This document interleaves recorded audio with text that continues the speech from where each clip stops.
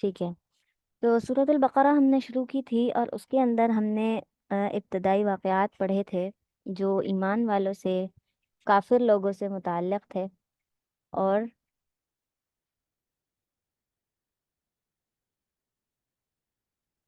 پھر ایمان والوں کی کچھ نعمتوں کا ذکر تھا۔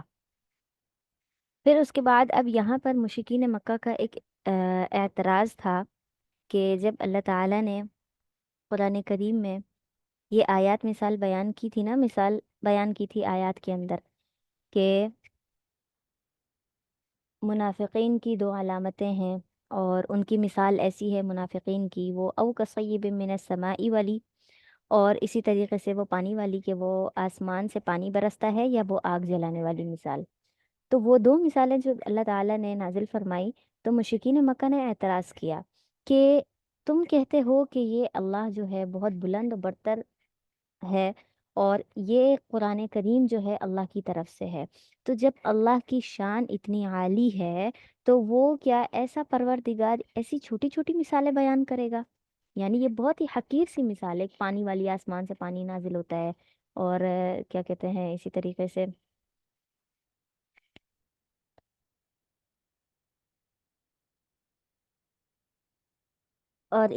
سے، جو دوسری آگ والی مثال ہے اس میں بھی اتنی حقیر سی مثال اللہ تعالیٰ نے دی ہے۔ تو اس کے بعد اللہ تعالیٰ نے ان کو جواب دینے کے لیے یہ آیات نازل فرمائی، یہ والی جو دو آیات ہیں یہ انہی کے جواب میں ہیں کہ اللہ تعالیٰ کو کسی بھی چھوٹی بڑی چیز کی مثال دینے میں کوئی عار محسوس نہیں ہوتی۔ ٹھیک ہے، تو بسم اللہ الرحمن الرحیم، ترجمہ دیکھتے ہیں۔ ان اللہ، بے شک اللہ تعالی، لا یستحیی، نہیں شرماتا، یا مطلب یہ ہے کہ عار نہیں محسوس کرتا، ان یضرب مثلا، کہ وہ مثال بیان کرے۔ کس کی مثال بیان کرے؟ ما بعوضہ، بعوضہ کہتے ہیں مچھر کو۔ ٹھیک ہے، کہ اللہ تعالیٰ اس بات سے کوئی عار محسوس نہیں کرتا کہ ما بعوضتاً، کہ وہ مچھر کی مثال بیان کرے، فما فوقہا، یا اس سے بھی کوئی کمتر اور ہلکی چیز کی مثال بیان کرے۔ اور ہمارے نزدیک جو عرف عام میں ہم جو زیادہ تر کیڑے مکوڑوں میں جانتے ہیں وہ مچھر ہی ہے، تو اس وجہ سے یہاں مچھر کی مثال دی ہے، ورنہ اس سے بھی بہت چھوٹے اور معمولی سے کیڑے ہیں۔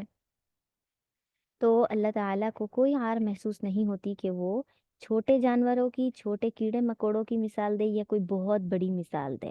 جس کے لیے مثال دی جا رہی ہے وہ کتنا اس سے فائدہ اٹھاتا ہے، کتنا سمجھتا ہے، مقصد یہ ہوتا ہے۔ ٹھیک ہے، فَأَمَّا الَّذِينَ، پس بہرحال وہ لوگ، آمنو، جو ایمان لائے، بس وہ لوگ جو ایمان لائے ہیں، فَيَعْلَمُونَ، وہ جانتے ہیں، یعنی کہ ایمان والے جانتے ہیں کہ انہ الحق من ربہم، کہ بے شک یہ جو کلام ہے، یہ جو آیات ہیں، یہ جو بھی ہے، اس کو اللہ تعالیٰ کی طرف سے ہی نازل کیا گیا ہے۔ انہ الحق، اور یہ حق بات ہے۔ ٹھیک ہے، انہ الحق، یہ حق ہے، میں ربہم، ان کے رب کی طرف سے، یعنی ایمان والے کہتے ہیں کہ یہ ہمارے رب کی طرف سے حق بات ہے، ہمیں اس میں کوئی شک و شبہ نہیں ہے۔ وَأَمَّا الَّذِينَ كَفَرُوا، اب کافر لوگ کیا کہتے ہیں، اور وہ لوگ جنہوں نے کفر کیا، فَيَقُولُونَ، وہ کہتے ہیں۔ دیکھیے دونوں کے اندر اللہ تعالیٰ نے کیا فرق بیان کیا؟ ایمان والوں کے بارے میں کہا کہ فَأَمَّا الَّذِينَ آمَنُوا فَيَعْلَمُونَ، کہ وہ جانتے ہیں، ایمان والے جانتے ہیں کیونکہ وہ ایمان لے آئے۔ اور وَأَمَّا الَّذِينَ كَفَرُوا فَيَقُولُونَ، جو کافر لوگ ہیں وہ کہتے ہیں، یعنی کہ ان کا دل یہ بات مانتا ہے کہ ہاں یہ قرآن کریم اللہ کی طرف سے ہے، بہت خوبصورت کلام ہے، اس کے مثال ہم کوئی بنا نہیں سکتے، کوئی دوسرا انسان نہیں بنا سکتا، اس کے باوجود بھی وہ کیا کرتے ہیں؟ فَيَقُولُونَ، صرف زبانی کلامی کرتے ہیں اور بولتے ہیں۔ ٹھیک ہے، تو فیقولون، وہ کہتے ہیں، ماذا اراد اللہ، کہ کیا ارادہ ہے اللہ کا، اللہ کیا چاہتا ہے، بہذا مثلا، اس مثال کو بیان کرنے سے، یعنی یہ جو مثالیں اللہ تعالیٰ دینا چاہ رہے ہیں اس سے اللہ کا کیا مقصد ہے، کیا ارادہ ہے، وہ کیا چاہتا ہے۔ ٹھیک ہے، تو آگے اللہ تعالیٰ نے اس کی وضاحت کی، یضل بہ کثیرا، وہ بہت سارے لوگوں کو گمراہ کرتا ہے، یعنی اللہ تعالیٰ چاہے تو ان مثالوں کے ذریعے ہی بہت سے لوگ گمراہ ہو جاتے ہیں، وَيَهْدِي بِهِ كَثِيرًا، اور بہت سے لوگوں کو ہدایت بھی دے دیتا ہے. یعنی یہاں پر جو اللہ تعالیٰ نے اوپر جو دو فرقے بیان کیے، وَأَمَّا الَّذِينَ آمَنُوا والے، وہ کیا کرتے ہیں؟ وَيَهْدِي بِهِ كَثِيرًا، وہ ہدایت پر آ جاتے ہیں. اور وَأَمَّا الَّذِينَ كَفَرُوا والے جو لوگ ہیں وہ کیا کرتے ہیں؟ يُضِلُّ بِهِ كَثِيرًا، وہ تو گمراہی ہوتے چلے جاتے ہیں. کیوں؟ کیونکہ جب انہوں نے اللہ تعالیٰ کی خلقت میں، اللہ تعالیٰ کے خالق ہونے میں، اور اسی طریقے سے اس کے کلام پاک میں جب اعتراضات اور کمی کجی کرنا نکالنا شروع کر دی، تو پھر وہ مزید گمراہ ہوتے چلے گئے. ٹھیک ہے. اس کے بعد وَمَا يُضِلُّ بِهِ إِلَّا الْفَاسِقِينَ. ٹھیک ہے. یہاں پر جو ہے نا، کل جو ایک طالبہ نے سوال کیا تھا کہ جب اللہ تعالیٰ ہدایت دے سکتے ہیں تو پھر ہدایت کافروں کو کیوں نہیں دیتے؟ ٹھیک ہے. تو اس کا جواب اللہ تعالیٰ نے دیا کہ وما یضل بہ، اور اللہ تعالیٰ گمراہ نہیں کرتے الا الفاسقین، مگر یہ کہ فاسقین کو، جو فساد کرنے والے ہیں، فاسق ہیں، جھوٹے ہیں، اور جو اللہ تعالیٰ کی چیزوں میں سوالات کرنے والے ہیں نا، ان کو اللہ تعالیٰ گمراہ کرتا ہے. اور اللہ تعالیٰ جس نے ہمیں پیدا کیا وہ ہمارے ہر ایک حال سے، دل سے اور ہماری سوچ سے واقف ہے، اور اسے معلوم ہے کہ کتنے لوگ ہیں جو اس کلام پاک کو سن کر، میری مثالوں کو دیکھ کر ایمان لانے والے ہیں، اور کتنے گمراہ ہونے والے ہیں. تو جب وہ گمراہی کے راستے پر چلنا شروع ہوتے ہیں تو اللہ تعالیٰ انہیں مزید گمراہی میں دھکیلنا شروع کر دیتے ہیں. وما ينقضون وما ينقضون اچھا ایک سیکنڈ. وما یضل به الا الفاسقین، اور اللہ تعالیٰ گمراہ نہیں کرتے مگر فاسق لوگوں کو. اس کے بعد اگلی آیت ہے الذین ینقضون، اور وہ لوگ، ینقضون، جو توڑ دیتے ہیں، عہد اللہ، اللہ کے عہد کو، من بعد میثاقہ، اس سے عہد لینے کے بعد. یعنی میثاق ہی، میثاق کہتے ہیں کسی وعدے کو بہت زیادہ مضبوطی سے کرنا، یعنی بہت یقین کے ساتھ کوئی وعدہ کر لینا اور پھر وعدہ کرنے کے بعد اس کو توڑ دینا. تو اللہ تعالیٰ اس وعدے کا ذکر کر رہے ہیں جو عالم ارواح میں ہر ایک روح سے ہوا، قیامت تک آنے والی ہر ایک روح سے ہوا. الست بربکم، اس وعدے کا اللہ تعالیٰ ذکر کر رہے ہیں کہ جب تم نے اتنے مضبوطی کے ساتھ وہ وعدہ کر لیا تھا کہ ہاں آپ ہی ہمارے رب ہیں، وہاں تو تم نے کہہ دیا، اور جب اب دنیا میں آئے ہو تو الذین ینقضون، عہد کو توڑ دیتے ہو. ٹھیک ہے. یہ اس عہد کی بات ہو رہی ہے، من بعد میثاقہ، اس کو مضبوطی سے کرنے کے بعد. وَيَقْطَعُونَ مَا أَمَرَ اللَّهُ، وَيَقْطَعُونَ، اور توڑ دیتے ہو تم ان رشتوں کو، یعنی قطع کر دیتے ہو، ما امر اللہ بھی، جس کا اللہ تعالیٰ نے تمہیں حکم دیا ہے، جس کا اللہ نے تمہیں حکم دیا ہے، ان یوصلا، کہ تم ان کو جوڑے رکھو. یہاں پر اللہ تعالیٰ نے صلح رحمی کا حکم دیا ہے کہ آپس میں جو ہمارے رشتہ دار ہیں، تعلقات ہیں، ان سب کو اللہ تعالیٰ نے جوڑ کر رکھنے کے لیے کہا ہے. لیکن تم کیا کرتے ہو؟ ان عہد کو، ان چیزوں کو، یعنی جو کیا تھا، ما امر اللہ ویقطعون ما امر اللہ، کہ اللہ تعالیٰ کہ تم ان ساری، اللہ تعالیٰ نے تم لوگوں کو حکم دیا کہ لوگوں کے ساتھ صلح رحمی اور اچھے تعلقات رکھو، لیکن تم ان کے ساتھ کیا کرتے ہو؟ تعلقات کو خراب کر دیتے ہو. وہیں اسی جگہ سے تم رشتہ توڑ دیتے ہو جہاں اللہ نے تمہیں توڑنے کے لیے، جوڑنے کے لیے کہا. ٹھیک ہے. تو یہاں پر صلح رحمی ہے اور اپنے اہل و عیال، رشتہ داروں کے ساتھ تعلقات کو اچھا بنانا ہے. ٹھیک ہے. جو شخص اپنے تعلقات کو اچھا بناتا ہے تو گویا اس نے کیا کر دیا؟ ما امر اللہ، اللہ تعالیٰ نے جس کا اس کو حکم دیا اس نے وہ حکم پورا کر لیا، اور جس نے حکم پورا نہیں کیا اس نے اللہ کی نافرمانی کی. اسی کو اللہ تعالیٰ نے بیان کیا وَيَقْطَعُونَ مَا أَمَرَ اللَّهُ، اور اللہ تعالیٰ جس کا اللہ نے آپ کو حکم دیا کہ صلح رحمی کرو اور آپ اس کو توڑ دیتے ہو. وَيُفْسِدُونَ فِي الْأَرْضِ، اور زمین میں تم فساد کرتے ہو. ٹھیک ہے. یعنی فساد کا مطلب یہ ہے کہ لوگوں کے ساتھ نا اتفاقی رکھنا اور ان کے ساتھ بہت سارے معاملات ان کے ساتھ خراب کر دینا، لڑائی جھگڑے کرنا. تو اس طریقے سے تم زمین کے اندر کیا کرتے ہو؟ فساد کرتے ہو. ان فسادیوں کے بارے میں اللہ تعالیٰ نے کیا فرمایا؟ اولئک هم الخاسرون، یہی وہ لوگ ہیں جو خسارہ پانے والے ہیں، یعنی ان کا تو بہت ہی زیادہ نقصان ہے. نقصان کیوں ہوا؟ یہ تو حقوق العباد ہے نا. لوگوں کے ساتھ اچھے معاملات کرنا. تو حقوق العباد میں خسارہ اس لیے کہ جیسے اللہ تعالیٰ نے فرمایا کہ حقوق العباد کوئی عام بات نہیں ہے، بلکہ ما امر اللہ بھی، اللہ نے اس کا حکم دیا ہے تبھی تو وہ اتنے اہم ہے نا. اگر اللہ نے حکم نہ دیا ہوتا صلح رحمی کا تو ان کی اتنی اہمیت نہ ہوتی کہ اس کے توڑنے پر اولئک هم الخاسرون کہا جاتا کہ یہ لوگ خسارے والے ہیں. آگے کیف تکفرون باللہ، تم کیسے کفر کرتے ہو. ٹھیک ہے، اتنی ساری مثالیں دینے کے بعد، اتنا سب کچھ سمجھانے کے بعد آگے اللہ تعالیٰ ان سے سوال کر رہے ہیں. کیفا، کیسے، تکفرون باللہ، تم اللہ کے ساتھ کفر کرتے ہو، شریک کرتے ہو، اللہ کا انکار کرتے ہو. ٹھیک ہے، آگے اس کی وضاحت کیا کی، وکنتم امواتا، حالانکہ تم کیا تھے، بے جان تھے، مردہ تھے بالکل، تمہارے اندر تو جان ہی نہیں تھی. فاحیاکم، بس میں نے تم کو زندہ کیا، تمہارے اندر میں نے ہی جان ڈالی. ثم یمیتکم، پھر وہ تمہیں مار دے گا، یعنی اللہ تعالیٰ پھر تمہیں موت دے دے گا. ثم یحییکم، پھر وہ تمہیں زندہ کر دے گا. یہ ہمارا وہ عقیدہ ہے جو ہم مرنے کے بعد دوبارہ سے زندہ ہوں گے. ثم الیہ ترجعون، پھر اسی کی طرف تم سب کو لوٹنا ہے، یا تم اس کی طرف لوٹائے جاؤ گے. یعنی یہ ایمان والوں کو اور تمام انسانوں کو مخاطب کیا جا رہا ہے کہ بھئی جب تم اس کے ساتھ کفر کرتے ہو تو کس بنیاد پر، کس یقین پر تم کرتے ہو. کیا تمہیں لگتا ہے کہ تمہیں دوبارہ موت نہیں آئے گی؟ اور اگر موت آئے گی تو کیا تم بالکل فنا ہو جاؤ گے، اس کے بعد کی کوئی زندگی نہیں ہے؟ اس کے بعد بھی زندگی ہے، اور اس زندگی میں تم کیا اللہ کی طرف لوٹائے جاؤ گے. اور اس طریقے سے پھر تمہارے لیے مزید خسارہ ہو جائے گا، کیونکہ تم نے وہ زندگی جو اللہ نے تمہیں اپنی اطاعت کے لیے دی تھی وہ تم نے کیا کر دی، ضائع کر دی. آگے اللہ تعالیٰ نے اپنی مثالیں بیان کی ہیں، اپنی تخلیق کا تذکرہ کیا ہے کہ میں نے کس طریقے سے چیزیں بنائیں، کیا کیا بنایا تمہارے لیے، ان ساری نعمتوں کا ذکر ہے. ٹھیک ہے، هو الذی خلق لکم، اب یہاں پر اللہ تعالیٰ کی تعریفات بیان ہو رہی تھیں کہ تم نے اس کے ساتھ شریک کیسے کر لیا. اس نے تمہیں پیدا کیا، پھر موت دے گا، پھر زندہ کرے گا. ٹھیک ہے، تو آگے اللہ تعالیٰ نے اسی کی وضاحت کی ہے. هو الذی، اللہ وہ ہے، خلق لکم، جس نے پیدا کیا تمہارے لیے پیدا کیا، ما فی الارض جمیعا، زمین کے اندر جو کچھ بھی ہے وہ سب کچھ اللہ تعالیٰ نے پیدا کیا.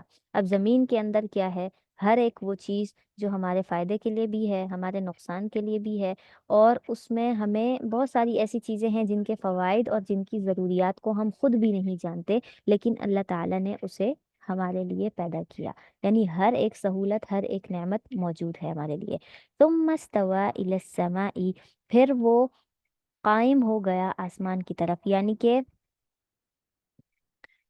ثم استوى، پھر اس نے ٹھیک کر دیا، الى السماء، آسمان کو، فسواهن سبع سماوات.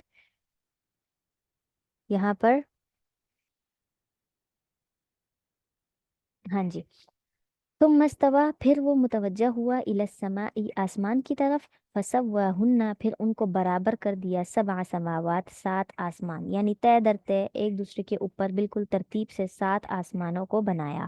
وہ بکل شیء علیم، اور وہ ہر ایک چیز کو جاننے والا ہے. یہاں پر ایسا نہیں ہے کہ اس نے زمین کو پیدا کیا، زمین کی ہر ایک چیز کو پیدا کیا، تو وہ جب آسمان کی طرف متوجہ ہوا تو وہ زمین کی مخلوق کو یا زمین کی تخلیق کو بھول گیا. ایسا نہیں ہے، اللہ تعالیٰ زمین سے بھی واقف ہے، زمین میں رہنے والوں سے بھی، اور زمین میں موجود ہر ایک چیز سے بھی. اور پھر جب آسمان کو بنایا، 7 آسمان کو، آسمانوں کی مخلوق کو بنایا، تو وہاں پر بھی اللہ تعالیٰ ہر ایک چیز سے ہر ایک لمحے میں واقف ہے. یعنی ایسا کبھی نہیں ہے، ایسا ہو ہی نہیں سکتا کہ وہ کسی بھی چیز سے ایک لمحے کے لیے غافل ہو جائے. ٹھیک ہے، تو اللہ تعالیٰ کیا ہے، ہر ایک چیز کو جاننے والا ہے، ہر ایک چیز کو جانتا ہے. اچھا، اس کے بعد اب جو تذکرہ آ رہا ہے آیات کے اندر وہ ہے انسان کی تخلیق کا، کہ سب سے پہلے انسان کو کیسے پیدا کیا گیا اور اس وقت کیا کیا ہوا.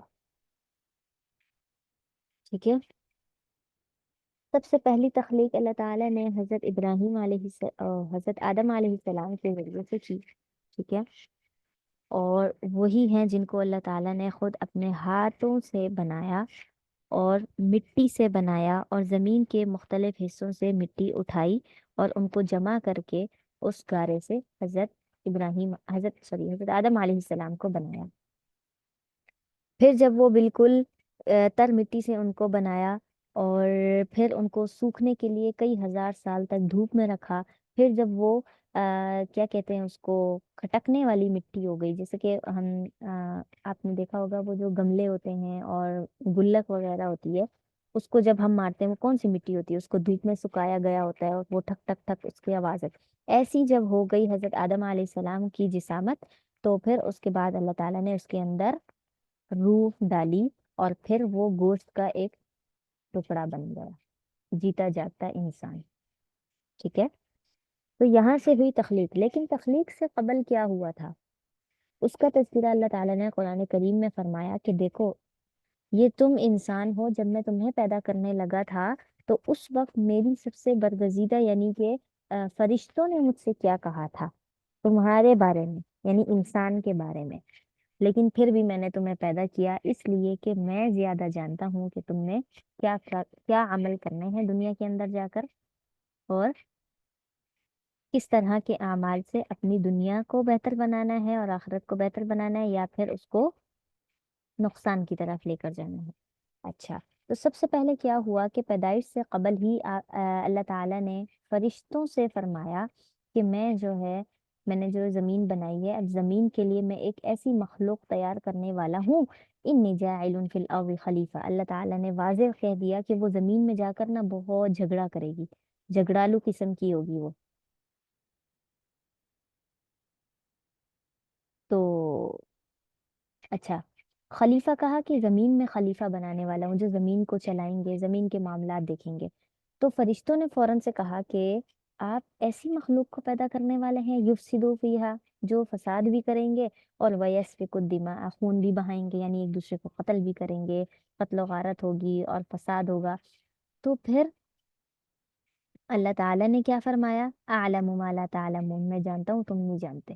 حقیقت کیا ہے اس مخلوق کو پیدا کرنے کی، اور وہ مخلوق دنیا میں جا کر کس طرح کے معاملات دیکھے گی، کیا کرے گی، اس چیز کو تم نہیں جانتے، میں ہی جانتا ہوں. ٹھیک ہے، تو پھر اس کے بعد فرشتوں نے خاموشی اختیار کر لی کہ کیا ہو گیا کہ اللہ ہی بخوبی جاننے والے ہیں، کیونکہ فرشتوں کو جتنا علم دیا جاتا ہے وہ اسی کے مطابق عمل کرتے ہیں، اسی کے مطابق ہی بات کرتے ہیں. فرشتوں کے پاس کوئی مزید علم نہیں ہے.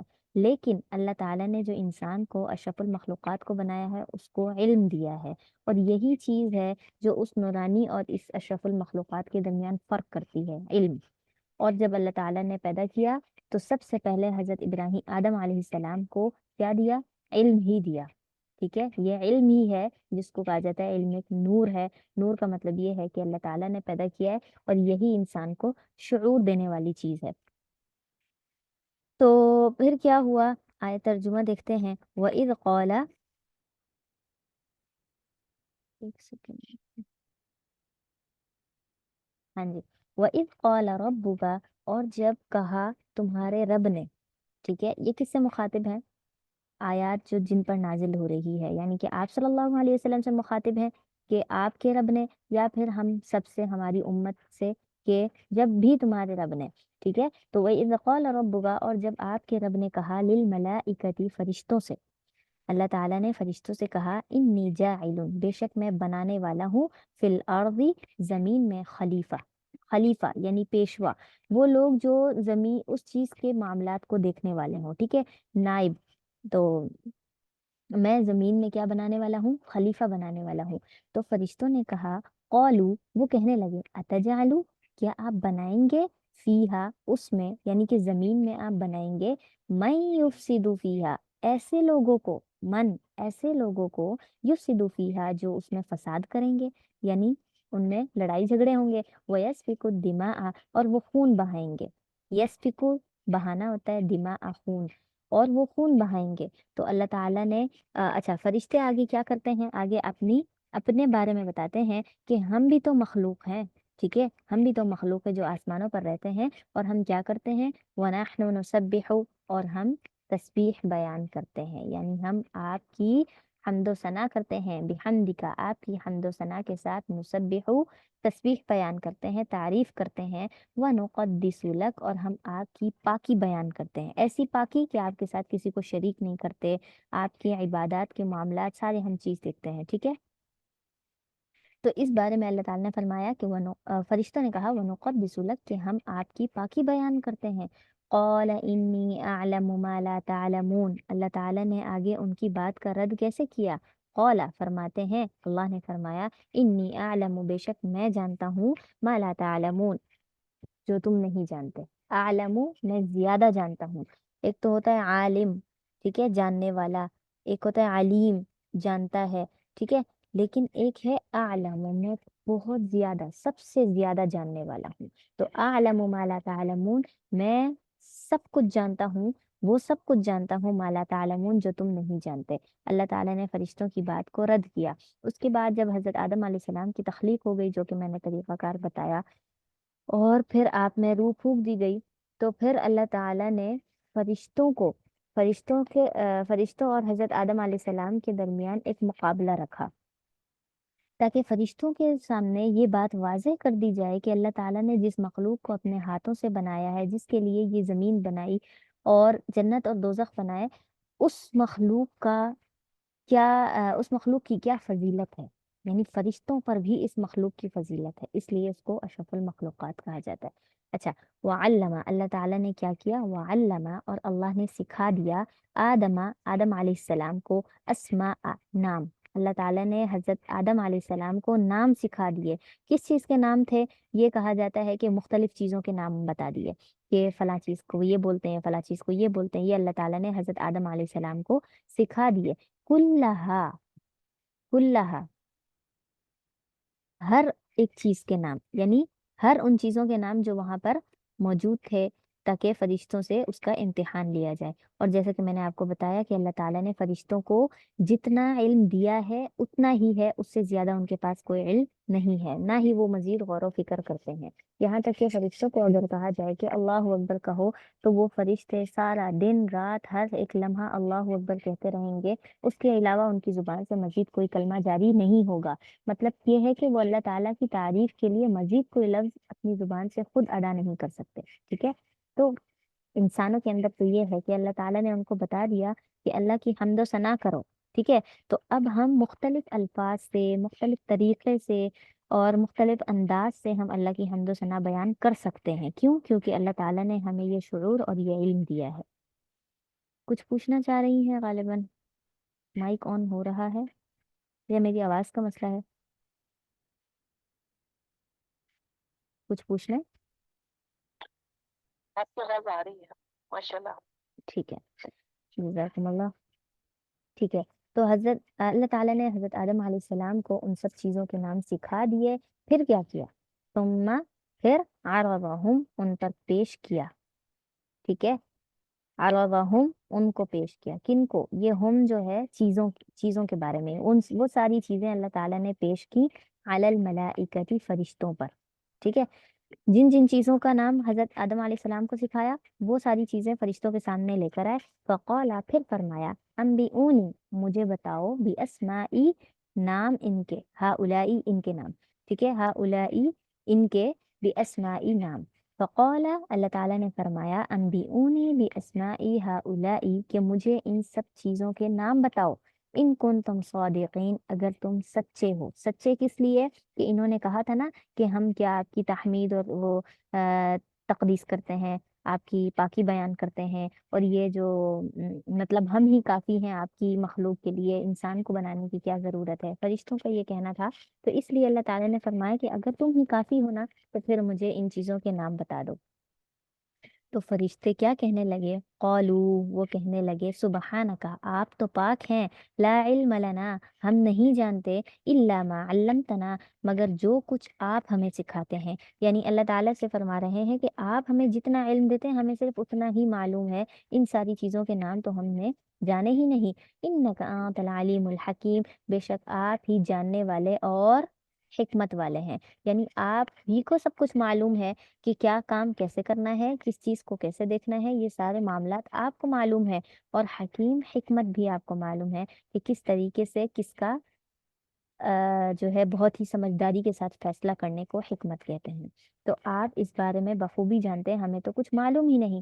تو اللہ تعالیٰ نے پھر کیا کیا؟ قولا، پھر فرمایا یا آدمو، یہ قولا اللہ تعالیٰ ہے، ٹھیک ہے، اللہ تعالیٰ نے فرمایا یا آدمو، اے آدم، انبئہم باسمائہم۔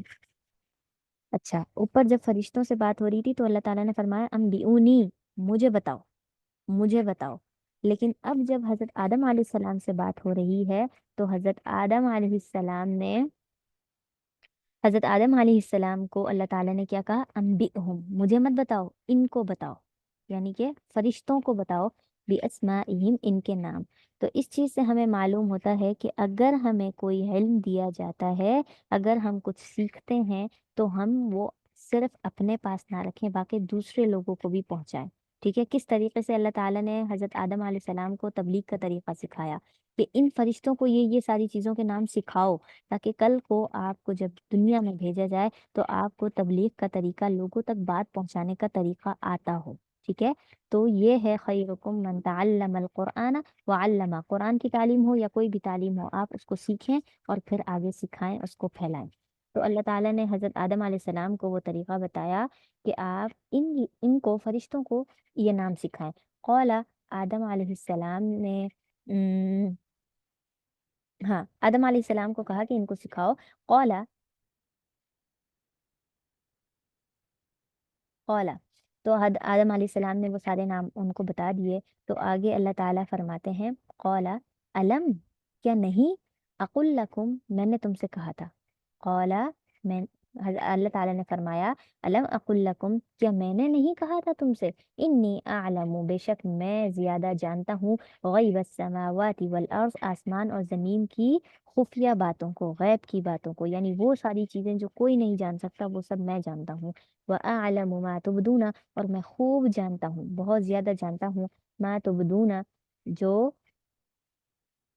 جو کیا ہے تم ظاہر کرتے ہو، یعنی جو تم دکھا کر کرتے ہو وہ بھی میں جانتا ہوں، وما تم تکتمون، اور جو کچھ تم چھپاتے ہو نا وہ بھی میں جانتا ہوں۔ یعنی اللہ تعالیٰ نے کیا کر دیا؟ فرشتوں سے یہ کہا کہ تمہاری ظاہری باتیں بھی میں جانتا ہوں، تمہاری خفیہ باتیں بھی میں جانتا ہوں۔ آگے وہ واقعہ ہے، وہ تذکرہ ہے جس کے بعد شیطان کو مردود کہا گیا اور اشرف المخلوقات کا مقام اور مرتبہ سب سے زیادہ بڑھ گیا۔ ٹھیک ہے، اور وہ آپ کو معلوم ہے سجدہ کرنا۔ ٹھیک ہے، تو کیا ترجمہ ہے؟ اچھا، ہوا یہ کہ واقعہ تو آپ لوگوں کو معلوم ہی ہوگا کہ اللہ تعالیٰ نے یہ سارا امتحان لینے کے بعد فرشتوں کو حکم دیا کہ تم کیا کرو، حضرت آدم علیہ السلام کو سجدہ کرو۔ ٹھیک ہے، حضرت آدم علیہ السلام کو سجدہ کرو۔ اب میں نے بتایا کہ فرشتوں کو جتنا علم دیا جاتا ہے، جتنا حکم دیا جاتا ہے وہ ویسا ہی کرتے ہیں، تو فرشتوں نے فوراً سجدہ کر لیا، لیکن شیطان نے سجدہ نہ کیا، ابلیس۔ تو ابلیس جو ہے اس کے بارے میں ہے کہ یہ فرشتوں کے ساتھ رہتا تھا آسمانوں پر، ٹھیک ہے، اور یہ جو ہے تمام شیطانوں کا سردار تھا، اور اس کو اللہ تعالیٰ نے فرشتوں کے ساتھ اس لیے رکھا تھا کہ یہ باقی شیاطین جنات کی طرح نہیں تھا، بلکہ یہ بہت ہی نیک اور برگزیدہ شیطان تھا۔ تو اس وجہ سے اس کو فرشتوں کے ساتھ، یعنی فرشتوں والی صفات اس کے اندر تھیں، عبادات میں، اللہ تعالیٰ کی اطاعت میں لگا رہتا تھا ہر وقت، تو اس وجہ سے اس کو فرشتوں کے ساتھ رکھا گیا۔ لیکن وہاں سے ثابت ہوا کہ اس کے اندر جو مادہ اللہ تعالیٰ نے رکھا تھا، یعنی شیاطین کو جو آگ سے پیدا کیا ہے، وہ اس اپنے مادے کی وجہ سے اس کی طرف ہی رہا، یعنی کہ فرشتوں والی صفت اس کے اندر پوری نہیں آئی۔ جب اس کا امتحان لیا گیا سجدے کے ذریعے تو اس نے انکار کر دیا۔ ٹھیک ہے، وَإِذْ قُلْنَا، اور جب ہم نے کہا، للملائکتی فرشتوں سے، ہم نے کہا کا مطلب یہ ہے کہ اللہ تعالیٰ مراد ہے یہاں پر، اور اللہ تعالیٰ نے کس طریقے سے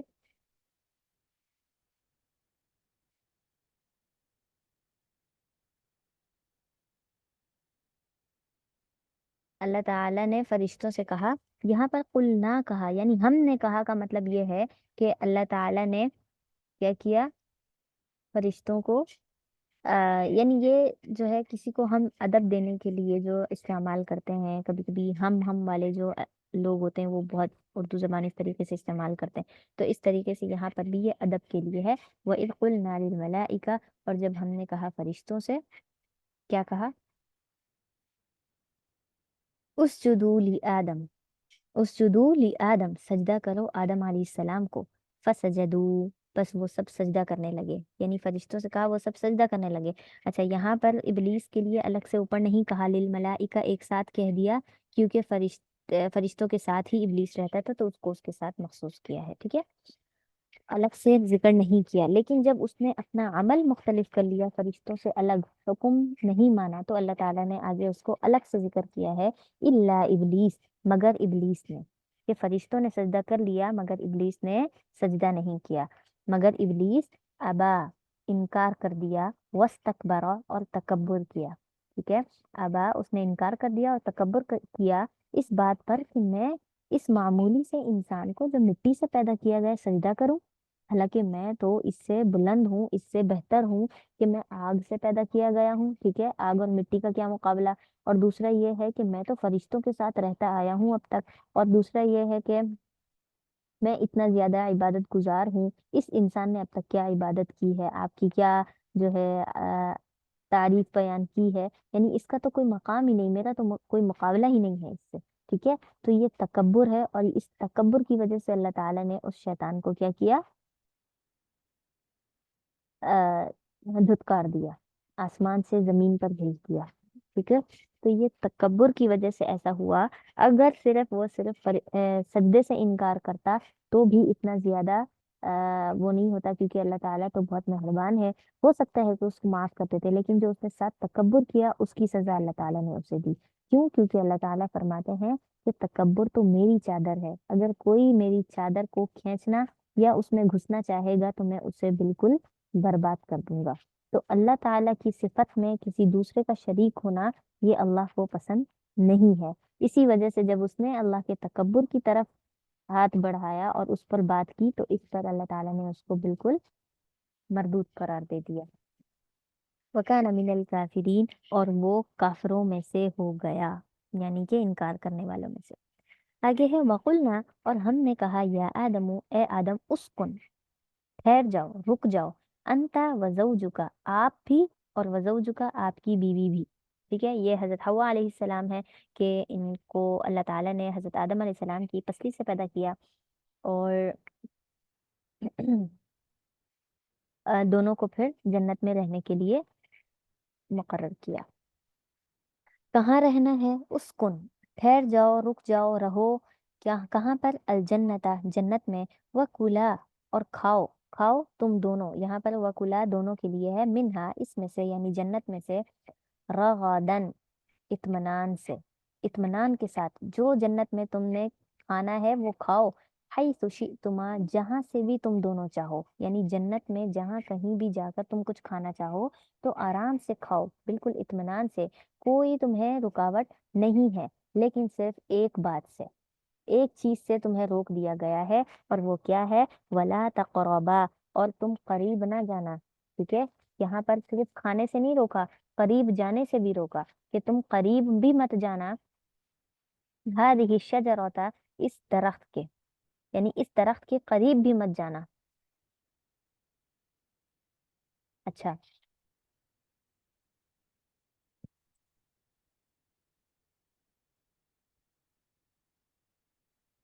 हम्म। इस दरख्त के करीब भी मत जाना, फतकूना, बस तुम दोनों हो जाओगे, मिना जालिमीन, जालिमों में से, यानी जुल्म करने वालों में से। जुल्म करने का मतलब ये है कि जब अल्लाह ताला ने एक चीज से रोक दिया, फिर भी अगर तुमने वो अमल किया, तो फिर तुम क्या करोगे? अपने आप पर जुल्म करोगे, और फिर उस जुल्म की तुम्हें सजा दी जाएगी।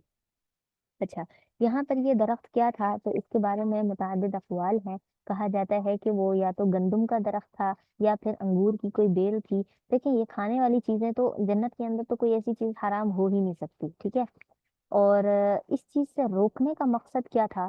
कि हजरत आदम अलैहिस्सलाम का इम्तिहान लेना था, कि इंसान क्या सिर्फ अल्लाह की मान कर चल सकता है, या कहीं कहीं वो गुमराह भी हो सकता है, ठीक है। ये सिर्फ एक इम्तिहान था, ایک بشریت کے تقاضے پر، انسان ہونے کی حیثیت سے، ٹھیک ہے، ایک نبی کی حیثیت سے نہیں، کیونکہ نبی تو اللہ تعالیٰ کے وہ بندے ہیں جو اللہ کی اطاعت میں ہی لگے رہتے ہیں، نافرمانی نہیں کرتے. تو یہاں پر جو روکنا تھا وہ صرف امتحان کے لیے تھا، کہ کوئی جس انسان کو میں نے بنایا وہ مکمل طور پر 100% میری اطاعت کر سکتا ہے یا نہیں، یا پھر کہیں بھٹک تو نہیں جائے گا. تو ایسا ہی ہوا، انسان کے اندر جو فطرت ہے اچھائی کی بھی اور برائی کی بھی، تو ایسا ہی ہوا حضرت آدم علیہ السلام کے ساتھ بھی، وہ بھی بھٹک گئے تھوڑی دیر کے لیے، اور وہ اس درخت کے قریب چلے گئے. اور ان کو قریب لے کر جانے والا کون تھا؟ فَأَزَلَّهُمَا الشَّيْطَانُ، شیطان تھا. فَأَزَلَّهُمَا، بس ورغلایا ان دونوں کو، بہکایا ان دونوں کو، الشیطان، شیطان نے، عنہا، اس سے، یعنی جنت، اس درخت سے، اس درخت کے بارے میں ان کو بہکایا کہ یہ کھا لو، یہ بہت فائدے مند ہے، اگر تم یہ کھاؤ گے. شیطان نے ان کو یہی کہا کہ اگر تم یہ کھاؤ گے تو تم ہمیشہ کیا رہو گے؟ جوان ہی رہو گے، اور جنت میں ہی تمہیں ہمیشگی والی زندگی ملے گی، کبھی تم جنت سے نکل نہیں سکتے. تو پھر جنت تو ایسی جگہ ہے، وہاں پر رہنے والے کو کتنی جو ہے اس کی چاہت ہوتی ہے. تو اس وجہ سے حضرت آدم علیہ السلام اور حضرت حوا علیہ السلام نے اس کی بات مان لی، اس وجہ سے کہ شیطان تو، اس وجہ سے کہ شیطان، میرا نا نیٹ جی میرا نا نیٹ خراب ہو گیا تھا.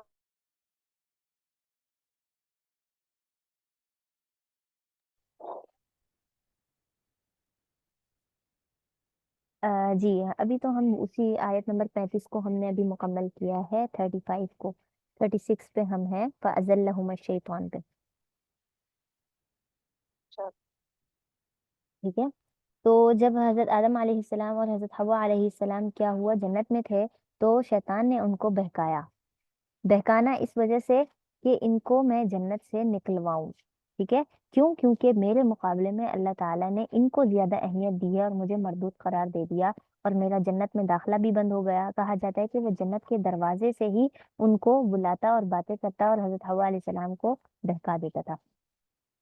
تو فَأَزَلَّهُمَا الشَّيْطَانُ عَنْهَا، بس شیطان نے ان کو بہکایا اس درخت کے بارے میں، فَأَخْرَجَهُمَا، بس ان دونوں کو نکلوا دیا، مما كانا فيه، اس چیز سے جس میں وہ تھے، یعنی حضرت آدم اور حضرت حوا علیہ السلام دونوں کو اس نے کیا کر دیا؟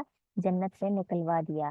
وَقُلْنَا اهْبِطُوا، اب آگے اللہ تعالیٰ فرماتے ہیں اور ہم نے کہا، اهْبِطُوا، اتر جاؤ، اتر جاؤ، یعنی آسمان سے زمین پر اتر جاؤ، بعضکم لبعض، تم میں سے بعض بعض کے، یعنی تم میں سے کچھ دوسرے لوگوں کے، عدو، دشمن ہوں گے، وَلَكُمْ فِي الْأَرْضِ، اور تمہارے لیے زمین میں، مستقر، ٹھکانہ ہے، وَمَتَاعٌ، اور فائدہ اٹھانا ہے، إِلَىٰ حِينٍ، ایک وقت مقرر تک. یعنی تم میں سے جو بھی انسان جب یعنی انسان کی جو ابتدا ہے حضرت آدم علیہ السلام سے، وہیں سے ہی ہم، ہم، وہیں سے ہی ان کو نکال دیا نا،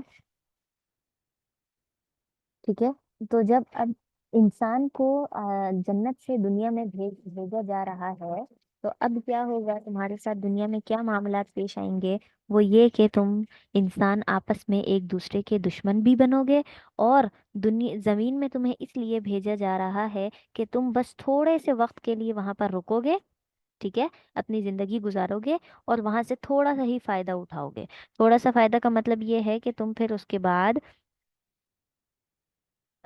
مر جاؤ گے، تمہیں موت آ جائے گی، اور پھر اس کے بعد تمہارے لیے ایک نئی زندگی ہوگی. تو دنیا کے اندر ہمارا مقصد جو بھیجا گیا ہے وہ تھوڑے سے وقت کے لیے ہی ہے، اور وہ اس دنیا میں بھیجنے کا مقصد ہم نے یہاں سے تھوڑا سا فائدہ اٹھانا ہے، اپنے ٹھکانہ بنانا ہے عارضی سا. اور تیسری بات یہ ہے کہ اپنے آگے والی آخرت کی زندگی کے لیے تیاری کرنی ہے. یہ 3 مقاصد ہیں، اور اس کے علاوہ اور کوئی مقصد نہیں ہے. مائک میوٹ کر لیجئے، شاید میری آواز نہ کٹ رہی ہو. سب مائک میوٹ کر لیں. اس کے بعد آگے کیا ہے؟ فتلقا، فتلقا، بس سیکھ لیے، آدم علیہ السلام نے، من ربہ، اپنے رب سے، کلمات، کچھ مخصوص کلمات، کچھ مخصوص جملے، فتاب علیہ، پس کیا ہو گئی؟ بس وہ اس پر توبہ کرنے لگے۔ یعنی حضرت آدم علیہ السلام کو دیکھیں تعلیم کا سلسلہ کہاں سے شروع ہوا، انبیاء کا کوئی استاد نہیں ہوا کرتا، ٹھیک ہے، جو بھی نبی ہیں انہوں نے کسی سے دین نہیں سیکھا، کسی سے علم نہیں سیکھا، ان کو سکھانے والے صرف اور صرف اللہ کی ذات ہے۔ اور اسی لیے حضرت آدم علیہ السلام کے بارے میں یہ کہا گیا کہ انہوں نے توبہ کرنے کے لیے بھی، یعنی یہ جو ان سے غلطی ہو گئی تھی نا کہ انہوں نے وہ اس درخت کے پاس چلے گئے، اس کو کھا لیا، اس غلطی کی جو معافی تھی وہ الفاظ بھی ان کو اللہ تعالیٰ نے ہی سکھائے، انہیں کچھ نہیں آتا تھا، ٹھیک ہے، تو وہ الفاظ بھی ان کو اللہ تعالیٰ نے ہی سکھائے ہیں۔ تو اس وجہ سے یہاں لکھا ہے کہ آدم علیہ السلام نے چند الفاظ سیکھ لیے اور اس الفاظ کے ذریعے اللہ سے توبہ کی، انہو هو التواب الرحیم، بے شک وہ یعنی کہ اللہ تعالیٰ توبہ قبول کرنے والا ہے، الرحیم بہت مہربان ہے۔ جیسے کہ میں نے کہا کہ جب کسی انسان سے غلطی ہو جاتی ہے تو اللہ تعالیٰ کیا کرتے ہیں، اس کو اپنی رحمت کا معاملہ کرتے ہوئے اس کو معاف کر دیتے ہیں، ٹھیک ہے۔ اور یہاں پر بھی ایسا ہی ہوا، حضرت آدم علیہ السلام سے غلطی ہوئی، اس غلطی کے بعد انہوں نے شیطان کی طرح تکبر نہیں کیا، ٹھیک ہے، اس کو نظر انداز نہیں کیا کہ ہو گئی تو ہو گئی، دنیا میں آ گیا ہوں، چلو دنیا بھی اچھی ہی ہے، یہاں بھی مجھے سب مل ہی جائے گا، اللہ نے پیدا کیا ہے تو مجھے دے گا بھی کچھ نہ کچھ، تو ایسا نہیں ہے۔ انہیں احساس ہوا کہ مجھ سے غلطی ہوئی ہے اور میں نے اس غلطی کی اللہ سے معافی مانگنی ہے، تو پھر انہوں نے اللہ سے توبہ طائب کی، اور اللہ نے انہیں توبہ کرنے کے الفاظ بھی سکھائے کہ اس طریقے سے معافی مانگو تو میں تمہیں معاف کر دوں گا، اور پھر ان کو معاف کر دیا گیا۔ لیکن انہیں دوبارہ جنت میں کیوں نہیں لایا گیا؟ اس لیے کہ اگر ان کو دوبارہ جنت میں بھیج دیا جاتا تو پھر کیا ہوتا؟